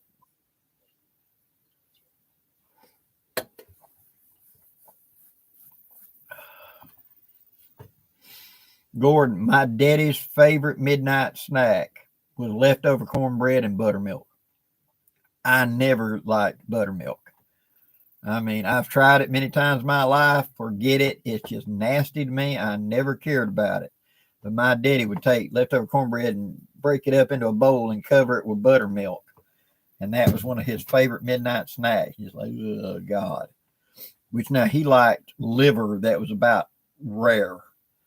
He liked liver that would be rare to medium. He wanted it pink in the middle. Just, no.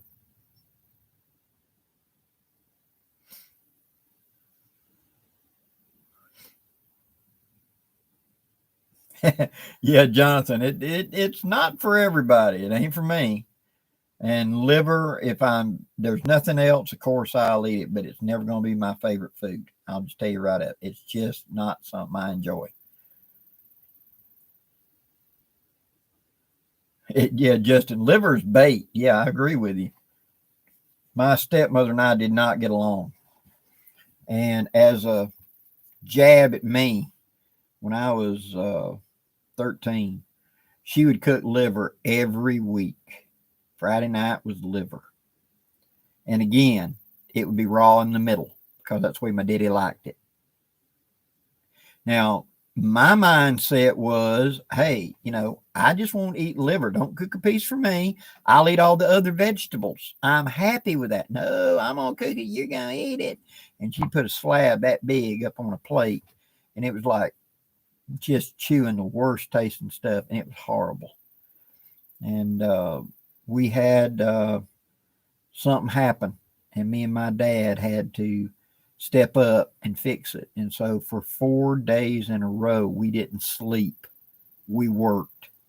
He drove his 18-wheeler and I rode with him, and we would go load at the factory and haul it to Atlanta, grab a trailer there, haul it to this other factory, and then go back to the first factory and reload and do it again. And we did not sleep for 4 days. It was constantly load a trailer, take it back and forth, load a trailer, take it back and forth, because something had happened and we had to do that, or we were to save the house. We had to do it. And I'm there with my dad, even though I was 13, to keep him awake, keep talking to him, whatever, etc. And I could actually drive the 18-wheeler at 13. So I helped him. We'd pull in and I'd swap trailers. He'd go to the bathroom, I'd swap trailers, whatever. I didn't drive on the open road, but I could help him out as much as I could. And then whenever we got there, he'd sit in the cab and take a cat nap in the driver's seat, and I'd load the trailer. And then I could take a cat nap in the truck while we're running, But after 4 days of that, and we got home, and she'd cooked liver. And I sat down and I didn't say a word. I just eat. And as I'm finishing, I'm putting my plate in the sink and I'm walking to take a shower to go to bed. She said, for spite, I told you you'd learn to like it. And my daddy, I'll never forget, my daddy said, honey, that boy's so tired, you could have put dog poop on the toast. He'd have ate it. He didn't taste it and he don't care. True words, Daddy. True words. I did not care.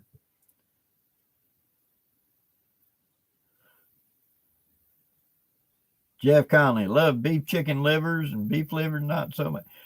My wife, for a lot of times, she liked chicken livers. I had to eat that because we were poor when we was young, and one of the vows I made to myself when I grew up was, I'm not eating this crap unless I got to.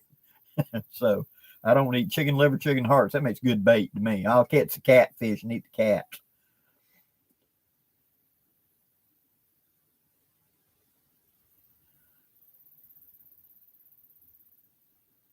Kodak, y'all gotta love buttermilk. No, I don't. Just because I'm Southern don't mean I'm that Southern.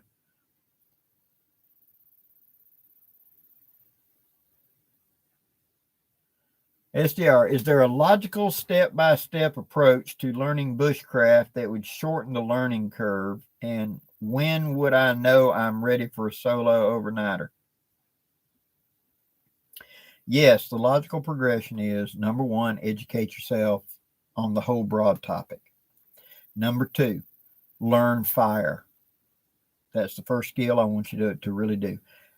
Start out by just practice making fire. It doesn't have to be elaborate. Get a roll of toilet paper. Get you a place where you can sit here and set something afire. Practice by tearing it up, put a match to it, let it burn, smosh it out, and do it again. When it's like this is childish, no problem. Now try adding some sticks where you start the toilet paper as your tinder, your ignition source, and you pile sticks up there. Dang, it went out. What'd you do wrong? Learn until you get to where you can go next. Then I use this. Then I'm not using toilet paper. Now I'm trying to use natural, like barks and grasses and stuff. And it's like learning motor skills. Learn that. When you get to where you have mastered being able to competently just make a fire, whatever tactic you want to learn, that's fine. I can do that. Use a big lighter or charcoal briquettes in a can, dump them out and set them on fire. Pile sticks on it. Got a fire. When I can do a fire, then I need to get a tarp and practice setting up tarp shelters, or a tent and practice setting up my tent. Get to where I can set it up, no problem. Next, being able to sleep. Then I need some sort of sleeping gear. Get out there in the backyard, lay down in that sucker, and find out what you need. Man, this isn't comfortable. Get a mat, get whatever, a hammock, whatever it is. When you can build a fire, when you can set up a shelter that you're comfortable in and that you can go through a rainstorm in without being washed out or whatever, you're ready to do a solo overnight. Your first solo overnight should be in your backyard. Practice everything at home. There's no shame in doing that. Always practice new skills in a safe environment before you get out there, because that's when you this doesn't work and I get wet tonight, I can go in the house, change clothes, we'll fix it tomorrow. On the other hand, when I can see that there's a thunderstorm or a rainstorm going to be tonight and I've got the opportunity, I could camp out, go out in the backyard and camp out in the rain. Practice that. Can I make sure I'm going to be dried? You get confidence. And so once you understood fire, you've understood how to set up a shelter of some kind, a sleeping system of some kind, and that you've got a couple of overnighters under your belt back there, then you're ready to go someplace relatively safe, like a state park or a hiking area or something. Don't go off in the middle of the wilderness, and try solo. Solo with other people, meaning I'm completely responsible for my camp right here, but there's other people right yonder on the other side of the camp. If I get in trouble, I can call for help. And that's how you progress until you get it. Trust me, after a while, you don't even notice it. You'll just, you see the next step to take, and that's how you do it. You just keep progressing forward.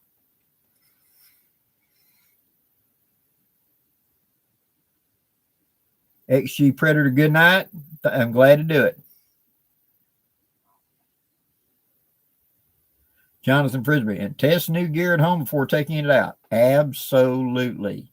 Never put yourself where I have to trust this piece of gear that you haven't given it a field test, because Murphy is on every assembly line. And man, it ought to work just, yeah. I've had tarps that I spent $200 for. Oh, it's supposed to be the lightest, best, whatever. And it leaked like a sieve. Well, you're supposed to seal the seams. I paid $200. I should be able to stand in a nuclear blast with this thing and it protect me. What do you mean it's not waterproof unless I waterproof it? For $200? Always, always, always test new gear at home or in a safe environment before you risk it.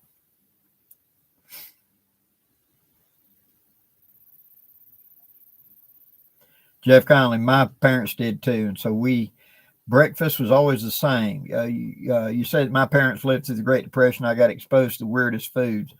If it's on the menu, we're eating it. You'd have a family member go sell a cow, but he would keep certain trash cuts that he didn't have no money for, so to speak, and give them to us. So you'd have tongue and ear and pig snouts and pig's feet and pig's tails and chitlins, and can I eat it? Yeah, okay. Find a way to hide the taste and let's eat it. Peter, water is the best medium to remove heat. Yes, it removes it the fastest. Wind is the second one.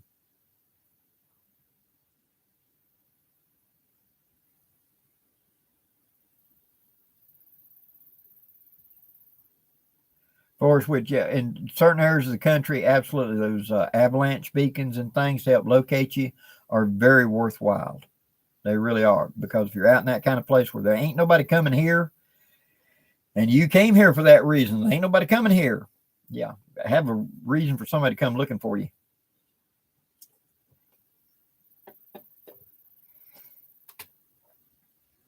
Mike Bolton, I can tell you this from people I know that have such experience. They said cat is the stringiest, toughest meat there is, and nobody wants to eat it. It's the last resort. You'll eat crows and buzzards first, is what I was told. So you don't want to eat a house cat or any kind of cat. That they are pure meat eaters, so they're bitter tasting. They taste kind of like scavenger meat, and it's very, very tough. Think how muscular and powerful a cat is. They got tons of ligaments and leaders in that muscle, and so you just can't make it tender. And so they had to eat cat. That's what they were that poor. They were eating roadkill. And he said, you'll eat a buzzard before you eat cat. So I hadn't ever been that desperate, but Mike Bolton, very true. Dinner is dinner. When you're hungry, yeah, it's on the menu.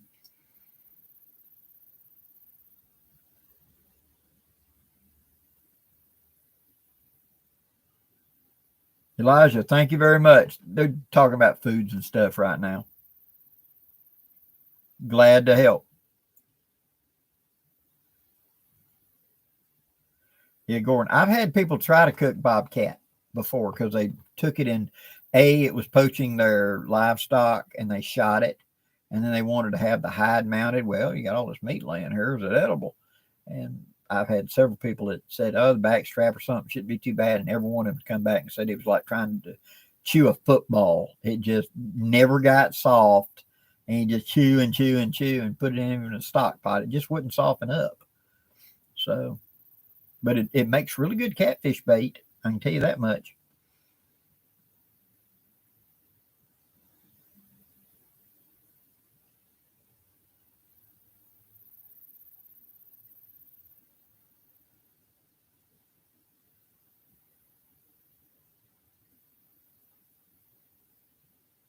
I have eaten bear. I was very lucky that a gentleman I was a friend of, who's out of Michigan, and he went and had harvested a bear, and he brought a bear steak to a living history event for me to be able to try out bear. I kind of liked it. They're kind of greasy, kind of like a coon, but at least this one was, and I liked it. About that thick a slab, about that big, had of him, and I really liked it. Grilled it out like a steak, and it tastes good to me. Now, Russell, I have eaten a coyote in the past, and it didn't taste like that to me. Coyote, well, it depends on what they're eating too. This one was eating pretty good on chickens and stuff that were coming out of chicken houses. They would take the dead chickens and throw them into this dead pile, and he was eating real good on dead chickens. And a friend of mine shot him and said, he was going to skin him. And I said, well, as I understand it, they're edible. I know they eat canine. You cannot eat the liver of a canine. Canine liver is poisonous to humans. It's an OD on vitamin A, so you cannot eat a liver. You can eat all the other parts of them, but you can't eat the liver. And so he said, let's take a hunt and cook it. So we cooked it. He tasted kind of like beef to me, to be honest. But then he was eating a lot of chicken. He wasn't having to scavenge a lot. So a lot of times it's like coons and anything else. It's what they're eating. It'll taint or give the meat a little bit of a wang depending on what they're eating.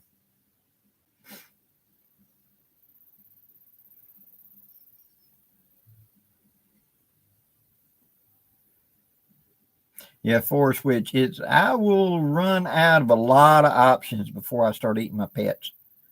There's a lot more options out there before I have to get to that.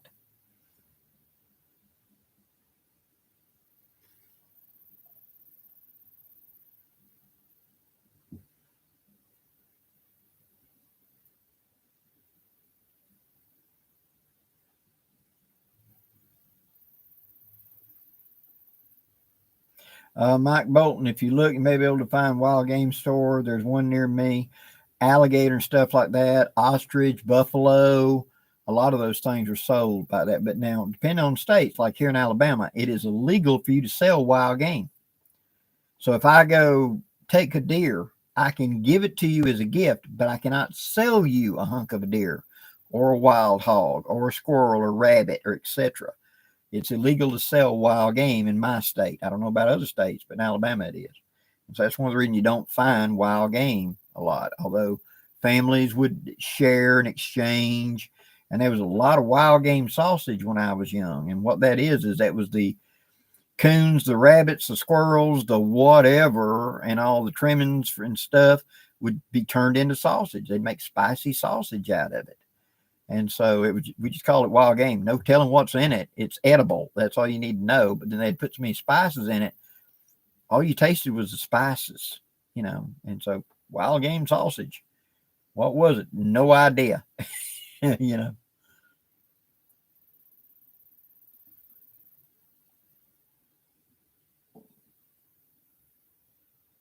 A.B. Marshall, hello to South Carolina. Good evening.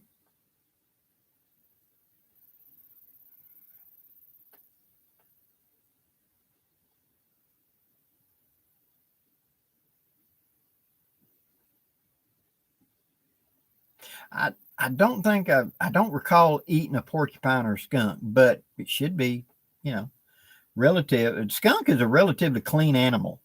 He's part of the weasel clan. He likes insects a lot. And he likes grubs and stuff and worms and everything else. And so he's a relatively clean animal.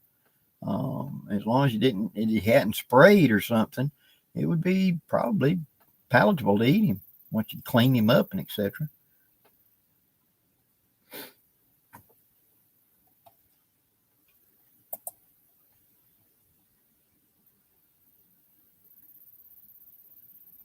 Jeff Conley, exactly. Coons and possums eat everything.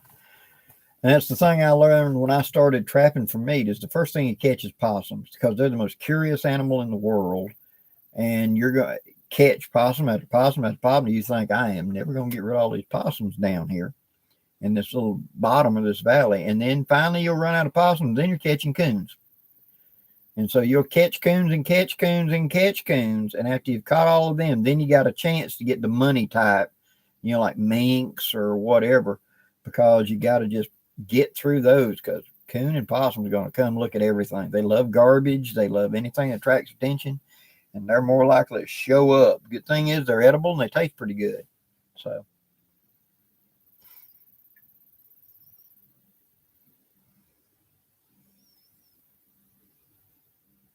Times out there, yeah, I thought it was illegal there, but I wasn't sure.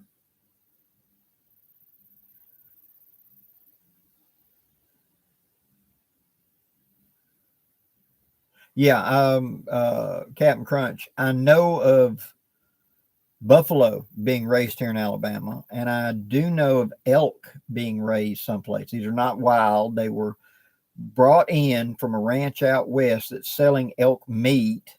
So this is sort of, well, for lack of a better term, a domestic elk. And they're being raised for butcher and for their horns and their hides. And so the guy in question is up in North Alabama in the mountains that I've been aware of and have talked to once or twice. And so you can get some exotic animals that are still being raised, but it's illegal to have wild game. But what if it's an elk that's being raised right up here? It's illegal to have things like whitetail as pets in Alabama, or coons or possums or even squirrels. And none of the vets will treat them because they'd get in trouble. But that never stopped a lot of people. And I've personally known people that had all kinds of wild game pets that for whatever reason they found a baby, felt sorry for it. I knew a guy named Jerry when I was in my teens that he was a putwooder and there'd been a storm come through and there's this tree he'd got tipped over, big old oak tree or something. And he saw this kitten and there was no house near there. And so he got out of the truck and went down there and he picked up that kitten. It was a bobcat kitten. There'd been a den up under that tree and the tree had fell over. And Mom had done moved apparently everybody but this kitten. And she was coming back and he looks up and here comes a bobcat at a dead run. He ran for the truck, not realizing the kitten in his hand was a bobcat kitten. He's thinking it's a, house cat and that the bobcat was coming to get it. And so he was going to save it. And then after he'd had it a couple of weeks, then he figured out it was a bobcat kitten. Well, by then it's a pet. And they're not pets. They will be as wild. Yes, you can get them to purr. You can get them to lay on your lap. But he's going to buzzsaw you the first opportunity he gets. And he'll kill your dog, And it is still a wild animal. But you had to turn that thing loose after time.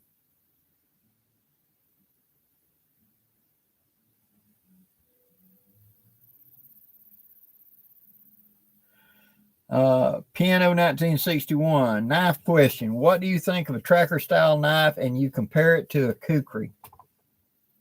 The tracker style knife, in my experience, and I played with one or two of the real ones, and I had a knockoff. I still have that knockoff that I did some study to do it.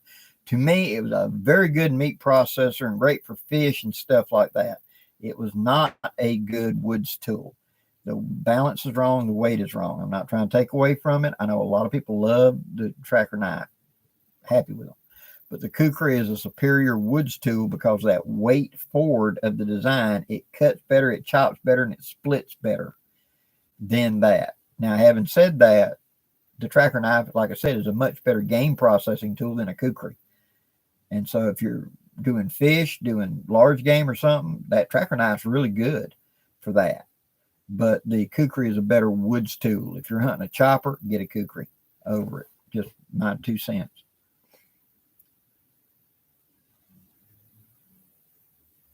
Peter, buffalo chips were a primary source of fuel in the Great Plains. Did they actually cook over those fires? Yes, they did. Because the processed chip is basically compressed grass. There was very little what we think of in it. And after it lay there for a day or so, a lot of that bad stuff had dried up. And so they actually burned it. That was the only fuel source they had. So yes, they did.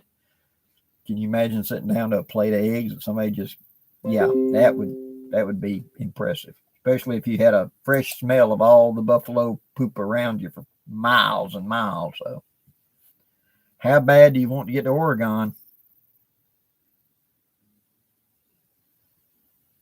Mike Bolton, I've heard of it, but I haven't eaten guinea pig.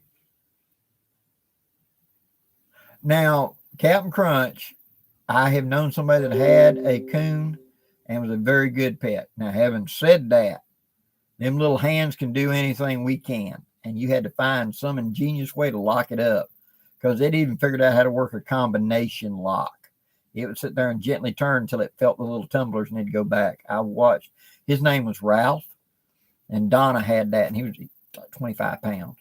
And she would have to put a combination lock onto his pen. And if she finally went to a padlock with a key, because he would sit there and he would open up a padlock, a combination lock. Them little hands can do anything we did, but he was lovable and etc. They can be mean, but that one wasn't. So, they can be all of the above. Animals are just like us. They got personalities. A lot of times it's how they're treated is how they treat us. Worm Wrangler, what are your thoughts on the Cold Steel Scottish Dirk? It's a nice little knife and would be a good, little defensive knife, but as a field knife, I don't think so much of it. It is small, almost like a little puko. But I would really think that something else would be a better choice. Having said that, I've done Scottish reenactment and I've had the little black knife. I had 2 little black knives that were custom made that I carried in my sock. It was usually carried in the armpit, actually.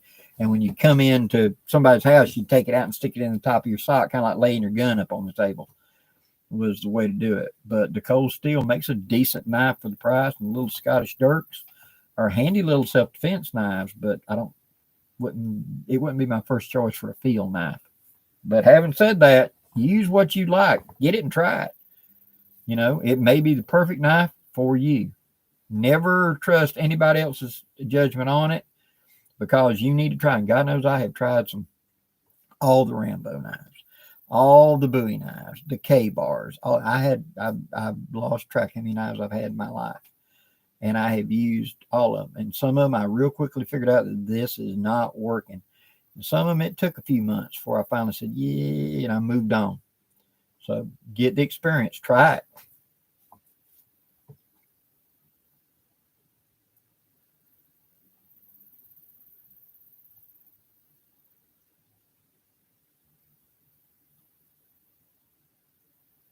Bushcraft was a preacher. Evening Blackie finally corrected the powder issue with my Traditions Kentucky.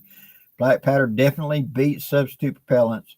Enjoyed it touching off it. Glad it did. A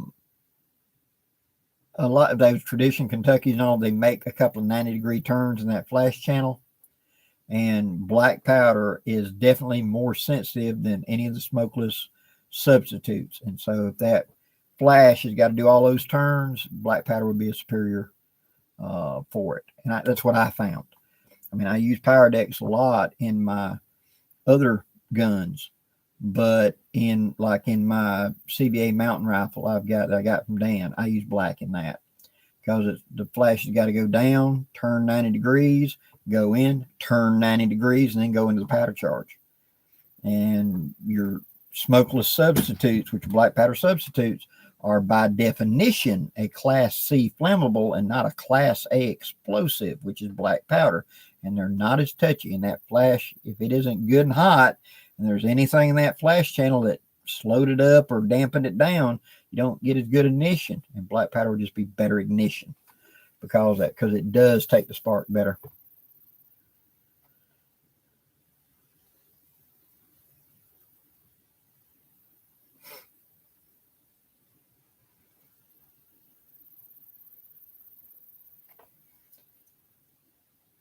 KX250 Monster. Any suggestions on cheap cold weather sleeping bags? Military surplus. Contact Kaufman's Military Surplus in Sampson, Alabama. Kaufman's with a K. And they had military MS sleep systems for like $135, complete set the other day. And they sell the individual bags as well. So if you just want the black bag out of it, they'll sell you the black bag for like $50-$60, but it's really good, well-made gear, and tell them that Blackie sent you and they'll hand select it to give you the best they got available. And so that's where I would suggest. I've sent a lot of people over there that were looking for sleeping bags for cold weather. And they said, I'm getting this from Walmart. And no, most of those bags you get at Walmart are slumber bags. Even the ones that they call the such and such, I'm not impressed with them. I want a military type bag because they're normally set to a higher standard and we're actually field tested. And so I prefer them. That's when I went up to Frozen Foot this time, I was toting a military surplus model 48 mountain bag, a down bag. That thing weighs 10 pounds, but you don't get cold in that thing. I mean, when you put it on, you're there. You're if anything, you'll get too warm. So that's where I'd suggest looking. Or just look at military surplus. Sportsman's Guide is good, but the Kaufman's military surplus would be a good choice. Now, here's the thing. Off season, I would wait till like April, and I would contact them and say, hey, I'm looking for a cold weather sleeping bag. Blackie sent me to you. Do you have any military surplus bags that would be rated for, and you say whatever temperature you're talking about, or do you have any of the MS sleep systems, etc. Off season, price would be a little bit cheaper than it is at the height of winter. When it's cold, they're going to charge you more because they know what you're doing. So you always go looking for winter gear in the late spring, early summer, because it's out of season and they're trying to thin it out. Last year's model at all the manufacturers. And you always look for summer stuff in October when, again, the winter stuff's coming in and the manufacturers, whatever, trying to get rid of all the summer stuff. Always be off season. You'll save money.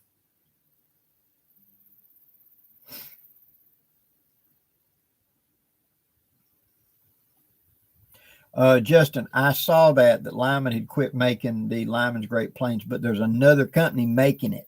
Now, Lyman was just importing it. But there's another company that makes that hawking and is selling it. And I saw a thing online that was some sort of muzzleloading channel, and the guy was showing it, and he was putting the gun together, and that was a Lyman Great Plains.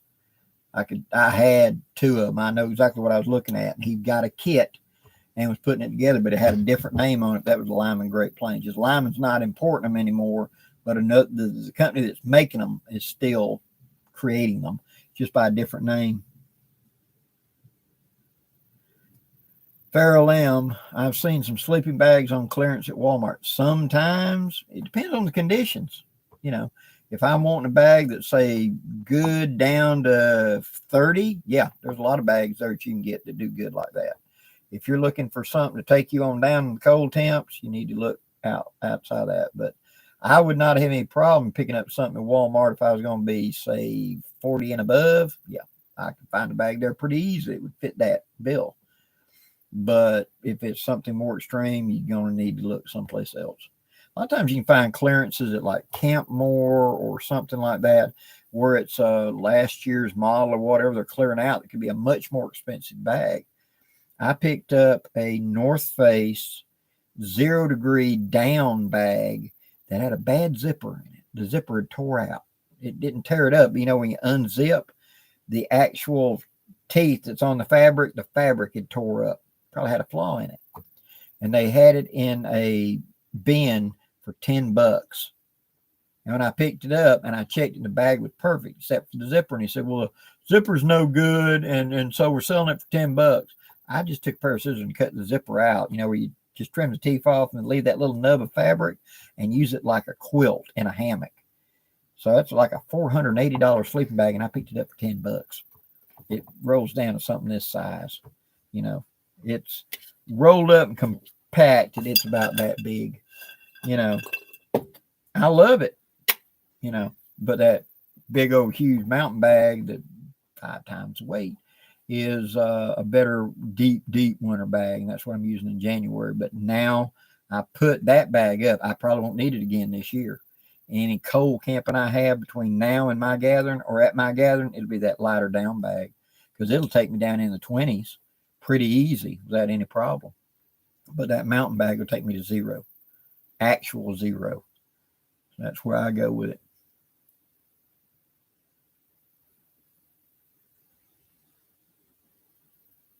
Jeff Conley, I was very surprised. I bought a BPS knife for $27 that looks kind of like the Campfire. I did a little work with a file, sandpaper, tongue oil, makes a good knife. Yeah, it can be very good knives.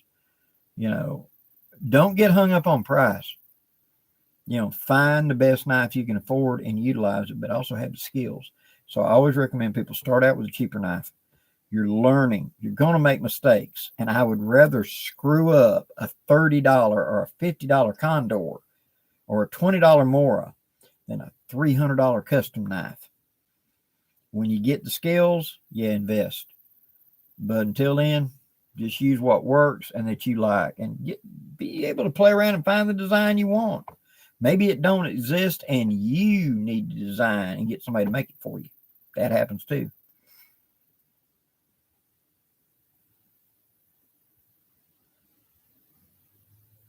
Shadow, good idea. I've heard about them Teton cots. Supposed to be very good. Justin, that Indian musket site you told me about is awesome. Cool.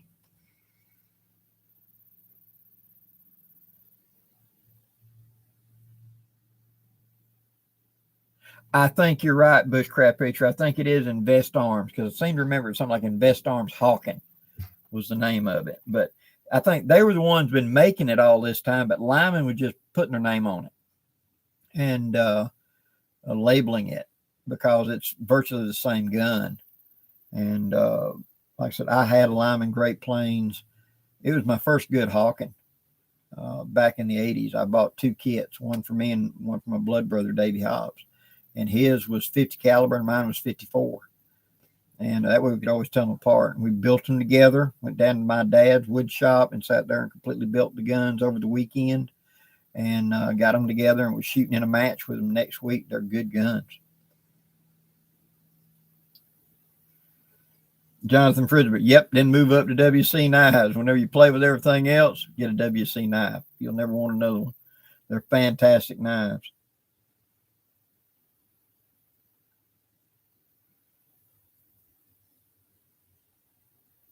Short Sharp, cool.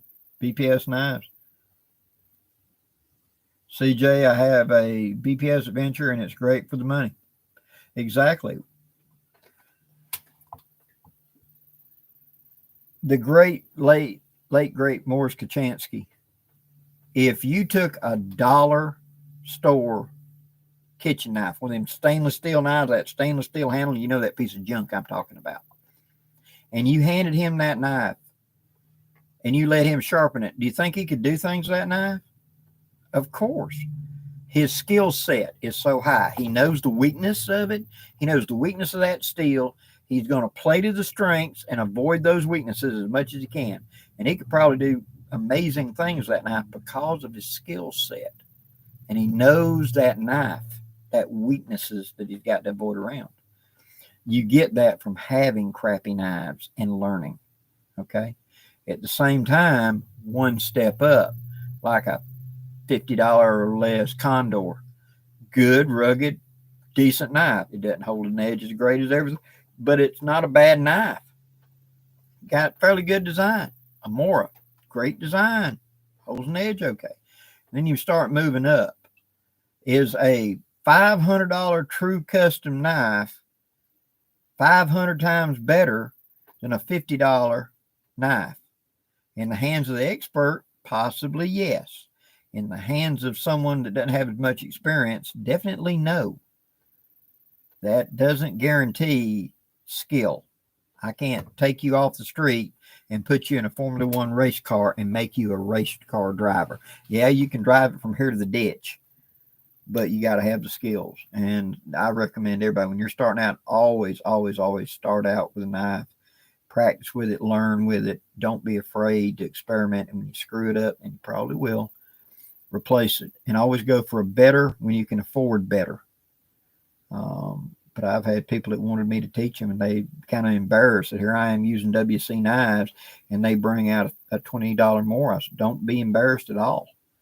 I've got a $20 more hanging right over in my gun and my knife set, because I still use that $20 more. I use that thing a lot early on. And yeah, the WCs are 10 times better knives, but I got the skill set. I can afford it, and I can get the use out of that knife.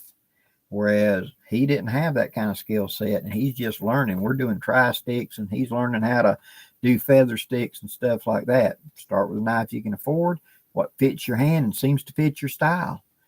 Get some experience. Nobody can tell you you're doing it wrong, because you're doing you. If I've got to have $1,000 knife to come to your Bushcraft school, I don't need your school.